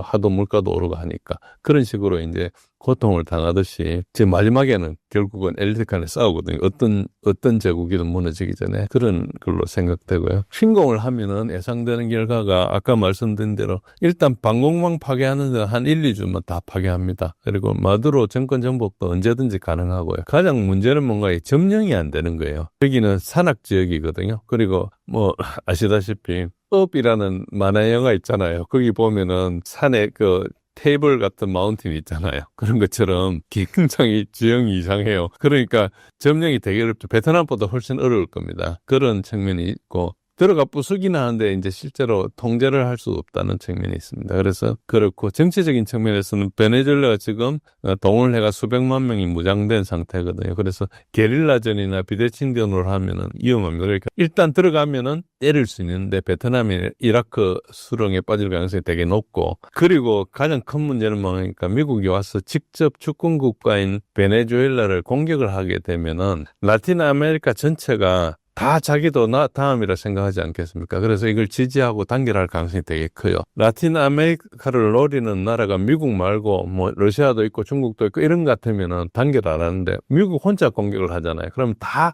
미국을 반미로 지지를 하고 그러다 보면 러시아하고 중국하고 이란은 자기가 원하지 않아도 같은 편이 되는 거예요. 그러니까 저거는 미국이 일부러 저 불 구덩이에 들어가는 거와 마찬가지거든요. 지금 브라질이나 아르헨티나, 칠레 같은 그런 큰 나라들이 미국의 등을 돌릴 위험이 굉장히 높고 국제사회에서 미국 고립은 당연한 거고 브릭스 결속은 강화되는 거죠. 부숴서 전멸시킬 수 있으면 가능하지만 하지도 못하면서 그러니까 침공하지 않을 거라고 저는 봅니다. 어쨌든 라틴 아메리카 대응은 이제 물로 닥터린 함의가 좀 변화했고 과거는 미국이 서방구의 보호자라 했는데 지금은 주권 국가를 침략하는 침략자로 볼 것이고 그래서 라틴 아메리카 국가들의 베네수엘라 지지에 결집하고 쿠바, 니카라구아 이런 데하고도 연대가 강화되고 그래도 이때까지는 미국하고 사이가 안 좋은 그 나라들만 왕따였거든요. 근데 이제 이렇게 되면은 쿠바나 니카라구아도 굉장히 이제 살기 좋아지는 거죠. 다른 남미 국가들하고 이제 여러 가지 교류도 하고 그동안에 제재했던 거 다 그냥 다 이제 피할 거 아닙니까? 장기적으로는 미국 주도의 질서에 대한 신뢰가 붕괴될 거고 중국, 러시아 협력은 자동으로 강화될 거고 지역이 통합되고 자주국방도 추진하고 이렇게 될 겁니다. 그래서 미국이 저거는 굉장히 악수가 될 거다. 근데 한편으로 마두로는 뭐라고 이야기하는 거예요? 미국 국민한테 이렇게 있습니다. 대륙의 평화를 위해서 단결하라. 더 이상 끝없는 전쟁 안 된다. 미국이 전쟁하는 거 너가 하면은 힘들 거라고 이야기하는 거고 트럼프한테는 뭐 평화라고 이야기하고 있죠. 근데 현실은 마두로한테 현상금을 걸었습니다. 5천만 불인가 그렇죠. 그리고 미국 국민들한테 이제 마두로가 이야기하는 거 상당히 자신감 있게 이야기하고 있어요. 국민들도 좀 단합돼 있고 지금 현재로는 마두로를 치면은 마두로를 제거할 수 있을지는 모르지만 마두로 세력들은 오히려 이길 가능성이 커요. 그래서 어렵다. 저는 아까 말씀드린 대로 이게 제국의 황혼이라고 보고 있습니다. 미국이 현재 보면 미국이란 엠파이어가 우크라이나에서 실패했죠. 지금 전선이 붕괴되고 있습니다. 이란 보복 공격도 실패했습니다. 사실은 중국과 무역 전쟁 교착 상태가 아니고 패배인 거예요. 지금 거의 아무런 순환이 없습니다. 히토류에서 자유로우려면 10년 걸리거든요. 그래서 뭐 베네수엘라가 그래도 위신 세우려고 해보는 건지 아니면 또 다른 수렁일지 모르는데 왜 저런 걸 하느냐. 저는 이제 만약에 공격을 하고 한다면은 제국 쇠퇴의 징후고 엘리트 분열이 일어나는 걸로 보고 과도한 이제 군사 확장이나 국제적 고립 심화나 이런 길로 자기 스스로 들어가는 걸로 볼 수 있는데 저게 이제 저걸 알면서도 들어갈 수밖에 없는 사정이 있는지 없는지는 지금 알 수가 없습니다. 여러 가지로 미국이 지금 해결하는 거 보면은 우리한테 뭐 3,500억 불 이런 것도 이야기했고 각국에 관세 때리고 지금 관세 때려가지고 물가가 오른 바람에 지금 트럼프가 굉장히 공격에 처해 있거든요. 지지도가 엄청 낮습니다. 내년 선거는 뭐 질 게 거의 뻔한 정도인데 지금식으로 가다 보면 뭔가 해결을 해야 되는데 지금 해결이 안 되고 있죠. 어쨌든 역사적으로 보면 제국이 망할 때 평화롭게 망하지는 않거든요. 그래서 멸망 과정에 세계가 파괴될 수 있고 이걸 우리가 목격하고 있기 때문에 미국하고 지금 엊그제 뭐 팩트시트도 나왔지만 엄청나게 이제 관계가 좋아지고 있잖아요. 근데 그게 반드시 좋은 길인지는 모릅니다. 우리가 항상 그렇게 하더라도 어쩔 수 없이 선택을 해서 하더라도 항상 방심하지 말고 이렇게 얘네들이 망할 수 있다는 걸 생각하면서 대비를 해야 된다 이렇게 볼 수 있습니다. 예. 한미의 팩트시트가 나오게 되었는데요. 지금까지 확정된 핵잠수함 관련 내용을 소개해 주신다면요. 팩트시트는 이렇게 우리 청와대도 있고 백악관에서도 있고 내용은 뭐 같습니다. 했는데 이제 표현은 조금 다른데 어쨌든 내용은 같습니다. 뭐 번역의 문제니까 또 뭐 사실상 갖다 봐야죠. 주요 내용은 3,500억 불 투자하는데 그중에 이제 조선 1,500억 불 했고 나머지는 말을 안 했어요. 그러니까 아직 협의 중이라 할 수 있고 연 200억 불을 넘지 않는다. 이렇게 이야기를 했습니다. 그리고 이제 관세 조정 15% 그리고 우리 한미 FTA나 제국 대우나 이런 그리고 15% 이런 것 중에 최대치를 적용한다. 그러니까 15%보다 낮을 가능성은 없죠. 반도체는 지금 현재 교육 규모 이상에 대해서 미래에 또 합의할 건데 그렇게 하더라도 더 불리하게 하지는 않겠다 이런 것이고 특히 이제 미국의 비관세 장벽을 철폐했는데 뭐 5만 대 이상 산업을 폐지한다. 뭐 저래도 미국산 자동차가 많이 들어올 가능성은 적을 겁니다. 우리 선호가 별로 없기 때문에 배출가스를 완화한다. 이거 뭐 완전히 그냥 말도 안 되는 거죠. 근데 어쨌든 뭐 압력을 받으니까 어쩔 수 없이 한 거죠. 제일 중요한 것은 그 빅테크들이 들어오는데 망 사용료나 플랫폼에 대해서 비차별한다 이건데 저게 비차별의 끝은 모르지만은 역차별할 가능성이 좀 있어요. 그러니까 우리나라 내부에 대해서 좀 차별을 할 그럴 공산이 좀 큽니다. 우리나라 국내 기업들에 대해서 차별을 하고 뭐 미국 지금 현재는 미국이 주로 들어오지만 뭐 다른 플랫폼들이 들어오게 되면은 모르죠. 그 부분이 있고요. 그래서 제가 노란 표시를 한번 해놨습니다. 안보국방 분야는 이제 SSN 그러니까 핵 추진 잠수함 이제를 건조 승인을 받았다. 승인이란 말이 약간 뉘앙스가 있거든요. 그러니까 이제 영어로 그러면 approve라 그러는데 우리가 보통 승인을 받을 때는 상급 기관한테 하급 기관이 상을 받는다 이런 뜻이 있어요. 그래서 우리가 미국과 동등한 뭐 기관, 그 국가냐 이런 부분은 국력에서는 동등하지 않죠. 그렇지만 이제 주권이라는 측면에서 이제 국가 대 국가로서 저런 말 쓰느냐 이런 부분이 있는데 어쨌든 뭐 내용상 미국이 승인하고 우리는 승인을 받고 하는 그런 기관이죠. 그래서 승인이라는 말이 오갈 때는 항상 그런 약간 뉘앙스 면에서 약간 우리 자존심이 좀 있기는 있죠. 어쨌든 그런 말이 있습니다. 핵심은 뭔가, 그러니까 연료 조달과 기술 요건 마련은 뭐 긴밀한 협력이 필요하다 이런 이야기를 했죠. 그리고 원자력 협력에 대해서 민간 우라늄 농축과 사용 후 핵 연료 재처리를 저것도 이제 추진한다는 거예요. 사실상 보면 아무것도 확정된 건 없습니다. 한미 동맹에 대해서 주한미군의 지속적인 주둔, 확장 억제, 국방력 강화, 근자권 환수 저것들이 약간 상호 모순적이기는 하지만은 저렇게 되어 있습니다. 주한미군이 지속적으로 주둔되면은 국방력은 강화됩니까? 약화됩니까? 어쨌든 그런 부분이 있죠. 제 부분도 있고, 어쨌든 저런 것은 관점에 따라 좀 다른데, 전반적으로 우리 안보에 대해서 상당히 좀 더 안정적으로 됐다, 이런 부분에 대해서는 이견이 없습니다. 그리고 미국의 재래식 억제 태세를 강화하고 국방비를 3.5%, 국방비 3.5%는 상당히 많은 거죠. 그리고 또 5년 후까지 250억 달러의 미국산 무기, 저게 한 40조 원 가까이 되겠죠. 그게 꽤 많은 겁니다. 우리가 폴란드에 파는 거 다 합쳐봐야 한 20조 정도 되는가 그런데요. 주한미군에서 330억 불을 포괄적 지원한다. 저 내용은 정확히 모르겠습니다. 무슨 내용이 있는지.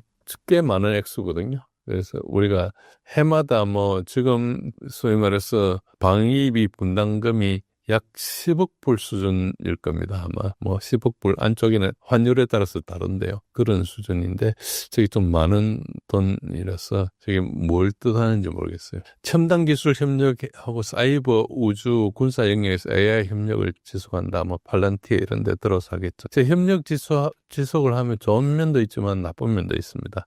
컨트롤을 미국이 가지는 거죠. 저런 부분이 이제 좋은지 나쁜지. 그러니까 우리 안보 측면에서 좋지만은 또 한편으로는 미국에 애속되는 면이 있죠. 그래서 전체로 봐서 다 우리한테 좋은 거다. 돈은 좀 들어갔지 우리한테 좋은 거다. 이렇게 보기에는 조금 생각의 의지가 좀 있습니다. 그러나 이제 발표된 걸로 봐서는 뭐 전체적인 방향이니까, 그러니까 협력 지속되면 좋은 거죠. 협력 지속 자체는.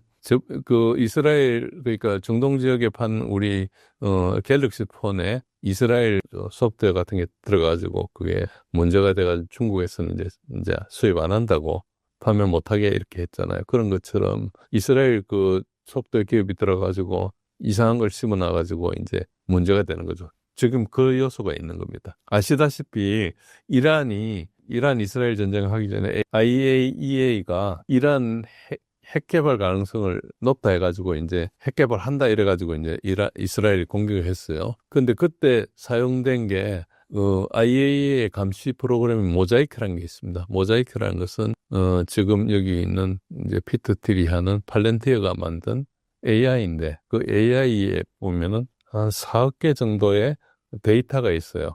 징후 데이터가 있는데 그 징후 데이터 보니까 이제 지금 이런 핵 개발을 하는구나 이렇게 해가지고 이제 공격을 한 거예요. 그게 뭐하고 똑같은가 하니까 마이너리티 리포트라는 영화에 보면은 미리 일어날 일을 누가 예지해가지고 공격을 하잖아요. 실제 일어난 게 아니고. 그런데 그 영화에서는 그걸 조작해가지고 그런 일이 일어났죠. 그러니까 AI가 들어가서 저걸 한다는 것은 실제로 지금 모자이크는 그렇게 돌아갔거든요.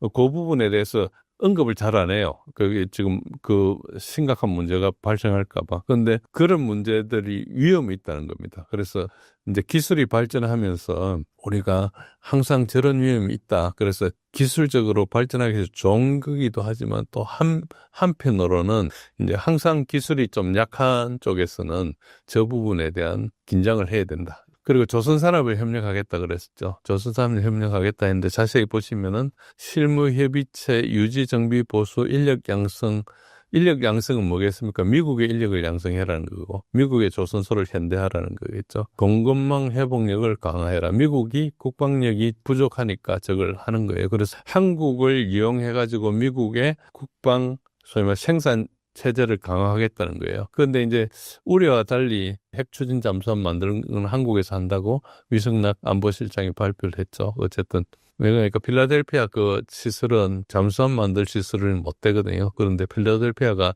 아시다시피 바로 뉴욕 밑에 있지 않습니까? 그러니까 이제 그게 거기도 되게 이제 그 도시인데 특히 해안가는 되게 비싼 그 데죠. 필라델피아 그 소위 말해서 배 많은 데 가보면 그 옆에 필라델피아 뭐 그 야구팀도 있고 풋볼 경기장도 있고 그런 데거든요. 근데 그쪽에 뭐 추가해서 잠수함 만들 도크를 지을 수 있을지 좀 생각이 어려운데 그거 하려면 돈 많이 들어가거든요. 부동산가 비싼 데니까. 그런데 뭐 그건 아닌 것 같아요. 그래서 뭐 그거는 좀 우려가 다른데 여하튼 저는 좀 불분명하고 한국 내에서 미국 선박을 건조하고 미국 상업용 선박이나 미군 전투함수를 증가한다. 한국 내에서 미국 선박을 건조한다는 건 어떤 연이 있는 거니까 미국 내에서 운행하는 배는 미국에서 건조해야 된다는 게 존스 액트라는 게 있어요. 미국하고 다른 데 왔다 갔다 하는 것은 외국 선박을 쓰지만 미국 내에서 운영하는 것은 미국에서 건설한다는 존스 액트라는 게 있는데 그걸 이제 넘어서겠다는 뜻이거든요. 그래서 이제 저건 조금 더 이제 과거하고 다른 미국의 지금 자세를 볼 수 있는 거죠.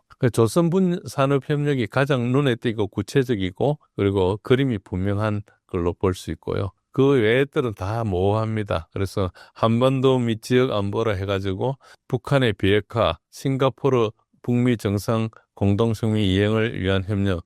누가 봐도 저게 저런 바로 노력을 하겠지만 결실을 맺을 거라고 우리가 짐작할 수 없잖아요. 벌써 뭐 오랫동안 했는데 안 되는 거니까. 대북 정책을 긴밀히 공조하겠다. 그것도 뭐 그야말로 표면적인 이야기에 불과하고요. 뭐 실제 내용이 있을 수도 있지만은 없어도 이제 쓰는 말이죠. 북한이 의미 있는 대화로 복귀하도록 이제 서로 노력한다. 그러니까 미국 보고 좀 힘을 써라 이런 이야기겠죠. 그리고 뭐 국제 의무를 준수하고 WMD 탄도 미사일 프로그램을 북한이 포기하게 하겠다. 벌써 30년 이상 노력했는데 안 된 거죠. 그리고 한미일 협력을 강화하겠다. 그런데 일본하고 우리의 협력이 그렇게 강화되기 쉽지 않거든요. 그래서 어쨌든 저것도 미국이 요구한 걸 우리가 들어줄 가능성이 있고요. 대만 해협의 평화 안정 유지, 양안 문제 평화적 해결 장려, 일방적 현상 변경에 대한 반대, 이것은 미국 압력에 우리가 조금 우리도 주장해가지고 좀 완화한 걸 정도로 볼 수 있죠.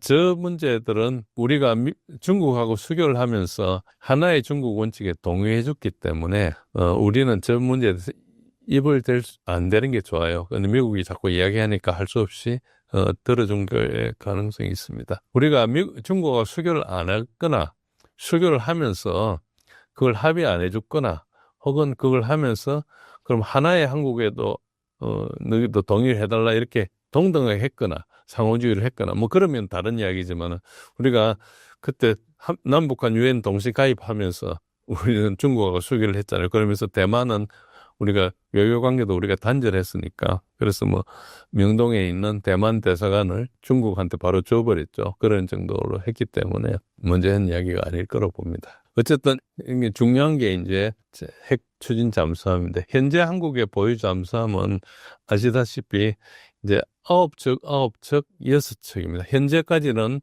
장보고 1 그러니까 장보고함에서 이역기함까지 이제 9척을 건설했고 일본함 우리나라 잠수함 일본함 장보고함이 연말에 퇴역을 합니다. 그래서 오늘 날짜로 마지막 항해를 시작했어요. 그래서 이제 연말에 퇴역하기 전에 마지막에 이제 항해를 했으니까 뭐 한 1-2주 돌겠죠. 그리고 이제 선원일 하면 1800톤급인데 장보고 1은 이제 독일에서 장보고 2도 이제 독일 기술을 가지고 했죠.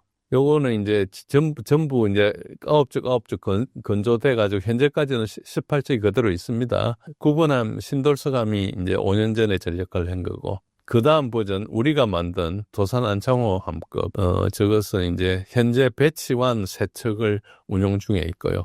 작년에 신체험이 이제 그 전력화가 돼가지고, 저건 3척이 한 3조 500억, 그게 약 척당 1조 원이 들어갔습니다. 그리고 배치 2가 지금 이제 건설되고 하나는 이제 장영실을 한번 진수를 한 상태고 취역은 아직 운영을 하고 하니까 이제 27년부터 2031년까지 취역을 하고 이것도 척당 한 1조 1천억 정도 들어갔습니다. 이제 연구개발이나 이 부분 조금 더 앞버전이 있으니까 좀 덜 들어가고 물가에 비하면은 조금 그래도 뭐 그다지 많이 오른 건 아니죠. 어쨌든 1조 정도 들어가고 요 잠수함들은 모두 디젤 잠수함이고 마지막 KSS 장수리급 도산 안창호급부터는 AIP라 해서 공기 분류함이고 우리 기술로 했습니다.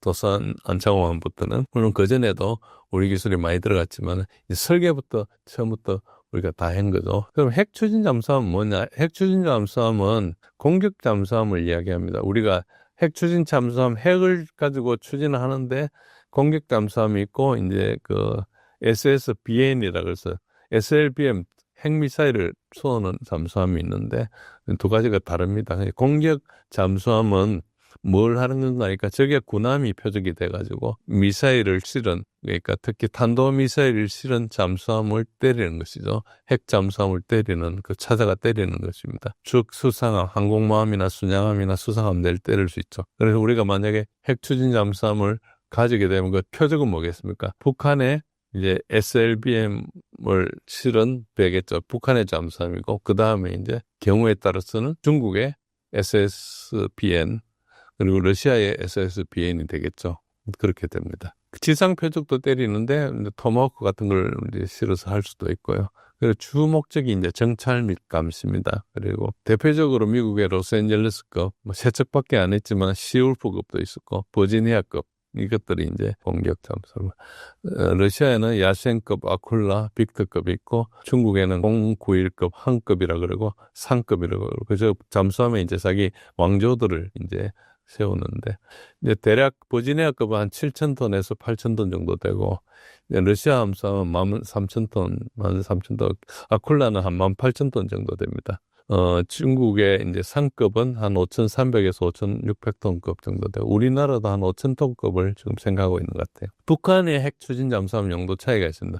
북한이 지금 그림에 있는 저 핵 추진 잠수함이라고 뭐 핵 추진을 하는지 안 하는지 잘 모르겠습니다. 근데 어쨌든 저 잠수함은 SLBM을 위한 겁니다. 즉 북한이 미국을 상대로 핵 전쟁을 벌였을 때 미국이 핵무기를 때리면은 북한이 이제 다 없어지니까 이제 핵무기를 숨겨가지고 잠수함에 놔두겠다는 거죠. 그래야지 이제 그게 겁나서 못 때릴 거다는 것이고 잠수함은 그 은밀성 때문에 찾아내가 때리기가 되게 힘듭니다. 그래서 북한의 핵추진 잠수함은 SSBN을 위한 것이다. 그렇게 보시면 되고 일단 그래서 북한의 저 핵 잠수함은 원해가 아닌 북한 인근 해역에 머물 거다. 괜히 멀리 가려면은 굉장히 많은 자료도 필요하고 경험도 필요한데 그러지 않을 것이고 그래서 북한 잠수함 대응에 SSN이 필요한가 하는 데는 의문을 당연히 가질 수 있습니다. 일단 이게 하나의 동상이몽이 아닌가. 미국은 중국과 러시아를 위해서 한국을 무장시키는 거고 한국은 일본과 북한을 위해서 무장하는 거예요. 뭐 중국도 있습니다. 그런 생각을 하고 있는 거 아닌가 이렇게 생각할 수 있습니다. 어쨌든 핵추진 잠수함 그렇고 이 쟁점은 뭔가니까 일단 원자력 협정과 핵추진 잠수함 두 가지가 겹쳐 있는데요. 일단 첫 번째는 민간 우라늄 농축하고 사용 후 핵 연료 재처리로 기결되는 절차를 지지한다 이렇게 이제 문장이 돼 있는데 결국은 이제 재처리까지 갈 거라는 것을 목표로 앞으로 논의하겠다 이런 뜻을 명확히 했죠. 그래서 저런데 저건 이제 미국 내에서도 반대가 있을 거기 때문에 어떻게 될지는 잘 모릅니다. 일본이 88년도에 핵 사용 후 핵 연료 재처리를 미국으로부터 승인을 받았는데 저걸 하는데 한 20년 이상 걸렸거든요. 그래서 우리가 그렇게 쉽게 될는지는 모르겠습니다. 아마 이번 정부 내까지 협의가 될는지도 좀 의문이 있을 수 있어요. 일본의 경우를 보면은 그건 아직까지 모르니까 지금 말할 단계는 아니고요. 하여튼 어렵다. 그러니까 시간이 많이 걸린다는 것이고 핵추진 잠수함은 일단 연료 조달 방안을 포함해서 한국과 긴밀히 협력해 나가겠다. 즉 아무것도 해결되지 않았다는 거죠. 앞으로 이제 협력을 하겠다는 거니까 뭐 그거는 지금 뭐 8월 달부터 10월 달까지 협의한 그 석 달 동안에 뭔가 이렇게 해결할 수는 없는 상황이긴 합니다. 그래서 당연히 그렇다 해서 중에 비관적인 건 전혀 아니고요. 어쨌든 아직까지는 해결되지 않았다. 이제 시작하겠다는 것이고, 규모는 한 5천 톤급 이상 되는 잠수함을 지금부터 한 10년은 잡아야 됩니다. 최소한. 뭐 계획을 지금 세워도 한 10년 걸릴 건데, 그거 말고 이제 앞으로 계획을 위해서 서로 협의 과정이 있으니까, 그래서 제 생각에는 한 2040년 정도 되지 않을까 생각합니다. 4척 이상이라는데 보통 이제 해군에서는 3적재라는 걸 쓰거든요. 한 척을 하기 위해서는 3척이 필요합니다. 실제로 작전에 투입되는 한 척, 그리고 대기하는 한 척, 그리고 정비하는 한 척. 그래서 보통 3회 배수로 가거든요. 그래서 아마 저거는 한 6척까지 가지 않을까, 예산 범위를. 처음부터 끝까지 한국에서 건조하는 걸 전제로 지금 진행됐다고 이렇게 위성낚시장이 이야기했기 때문에 필라델피아는 아닌 것 같고요. 어쨌든 이제 기술적인 측면에서는 잠수함 본체하고 원자로를 자체적으로 이제 올 기술로 하고, 핵연료는 미국에서 공급하겠다 이런 것이고, 원자로 개발하고 뭐 저런 것들은 우리 기술로 개발할 수 있을 겁니다. 아마 그렇게 보고, 예산은 일단 척당 3조 이상 지금 시세로 그렇게 되니까 한 20조는 걸릴 것이고, 기간은 10년 이상 소요될 것이다. 저 돈이 굉장히 큰 돈이거든요. 그래서 뭐 저 부분이 있고, 향후 과제는 핵연료 조달을 어떻게 하느냐, 핵연료를 미국에서 사오느냐, 우리가 농축해서 하느냐, 그거 우리가 농축해서 하는 게 되게 중요하거든요. 그걸 할 수 있느냐 아니냐가 되게 중요하기 때문에 그렇고, 그리고 이제 건조 비용은 많이 들죠. 이제 그렇고, 한미 원자력 협정 개정이나 법적 제도적 후속주가 필요한데, 저는 저게 핵 연료를 미국에서 안 사오면은 우리가 자체로 할 수 있거든요. 그러니까 무슨 말인가 하니까, 한미 원자력 협정이라는 것 자체가 미국 우라늄을 쓰거나 미국의 핵 처리 기술을 쓰면은 이제 미국의 제재를 받는 거. 우리 독자적으로 원자로를 만들면 한미 원자력 협정하고 전혀 관계가 없어요.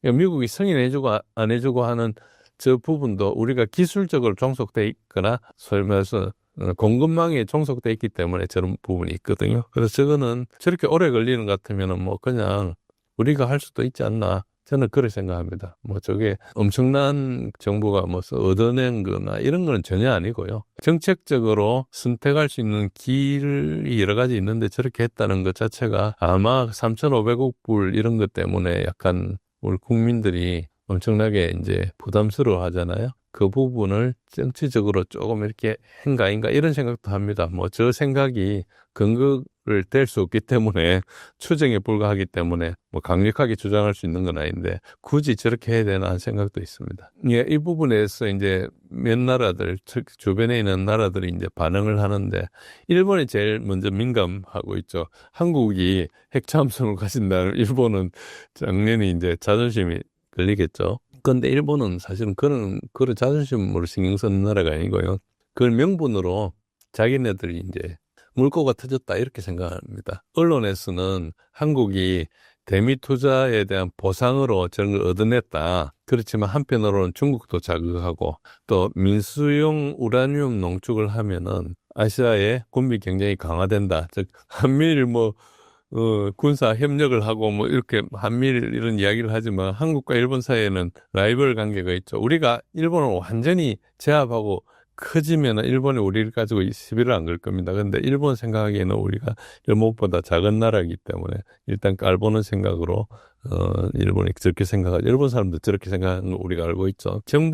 일본 정부는 일단 핵잠수함 도입 가능성을 시사하고 있습니다. 모든 선택지를 배제하지 않고 억지력과 대처력을 향상하겠다. 이제 기자가 물었거든요. 한국이 저렇게 한다는데 일본은 뭐 하느냐? 그러니까 이제 일본도 하겠다 그러고, 국민들은 당연히 우리도 핵잠수함을 가져야 된다. 그래서 한국이 물꼬를 터줬다 이렇게 이제 보고 있는 거죠. 중국은 당연히 반대하고, 이때까지 항상 경제는 중국, 그리고 안보는 미국 하더니만 이제는 미국의 파트너가 돼버렸네. 이렇게 이제 이게 중국의 생각입니다. 그래서 지역의 평화와 안정에 도움되는 일을 해야 된다. 한국이 여러 나라의 우려를 고려해서 신중하게 처리해 주길 바란다. 그리고 지역 핵 확산 위험으로 규정해가지고 그리고 이제 한반도의 전통적인 활동 범위를 넘었을 것이다. 그러니까 자기한테 올 압박을 미리 이제 복선을 끊어놓는 거죠. 특히 이제 북한 핵에 대해서는 이야기 안 하고 이제 그런 이야기를 한다는 게 우리는 또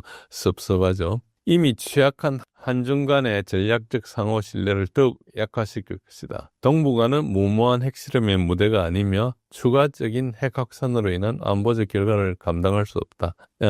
역사는 무모함을 용서하지 않을 거다. 즉 우리가 핵 추진 잠수함을 만들겠다는데 핵실험 이야기를 하고 핵 확산을 이야기하고 있는 것은 조금 맞지는 않죠. 우리 내부적으로 저게 필요한지도 있지만은 외국에서는 이제 뭐 우리 내부 사정 생각 안 하죠. 자기네들한테 오는 것만 얘기하죠. 그래서 중국하고 우리 사이는 일단 거리가 더 멀어졌다 이렇게 볼 수 있죠. 북한은 뭐 수위가 좀 낮습니다. 일단 말로는 엄중하게 이야기를 했어요. 뭐 그런데 이게 공식적으로 했다기보다 약간 약한 매체를 통해서 이야기했고요. 아태 지역의 군사 안전 형세를 더욱 불안정하게 만들고 전 지구적 범위 내에서 핵 통제 불능의 상황을 초래하는 엄중한 사태의 발전이다. 자기 이야기는 안 하죠. 북한이 핵 개발 안 했으면 우리가 저거 안 할지도 모르는데 자체 핵무장을 위해서 나가는 포석으로 본다. 그리고 뭐 미국이 한국의 우라늄 농축과 사용 후 핵 연료 재처리 권한 확보를 동의한 데 대해서는 준핵 보유국으로 키도듬을 할 수 있는 발판을 깔았습니다. 우리가 저렇게 했으면 되게 좋겠죠.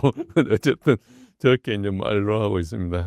입장을 알 수 있죠. 그러니까 북한 같으면 자기가 가지고 있는 카드, 우리한테 쓰는 카드가 하나가 없어진다고 생각하는 거죠. 미국은 당연히 이제 정부를 지지하고 있고 특히 이제 국방부 장관이 한국의 핵 잠수함 도입에 미군 당국이 최선을 다해서 지원하겠다. 미국의 에너지부하고 국무부 협의를 자기네들이 지원해주겠다는 이야기를 했고 한국 해군 참모총장은 여러분 해군 참모총장이 우리는 잘 모르지만 되게 중요한 자리입니다. 미국은 6회 공군 중에 해군이 제일 크거든요. 그래서 해군 총장이 항상 다른 사람들보다 이제 이 어깨에 힘이 많이 들어갑니다. 물론 뭐 꼭 그런 건 아니지만 어쨌든 그렇고요. 한국 해군이 글로벌 해군으로 도약하는 과정이다. 중국을 억제하는 데 활용하겠다. 즉 의도가 있죠. 중국을 억제하는 데 쓰겠다고 생각하고 이제 조금 풀어주니까 당연히 우리가 자체적으로 뭘 하는데 저게 도움이 되지는 않겠죠. 중국을 억제하는 데 쓰기 위해서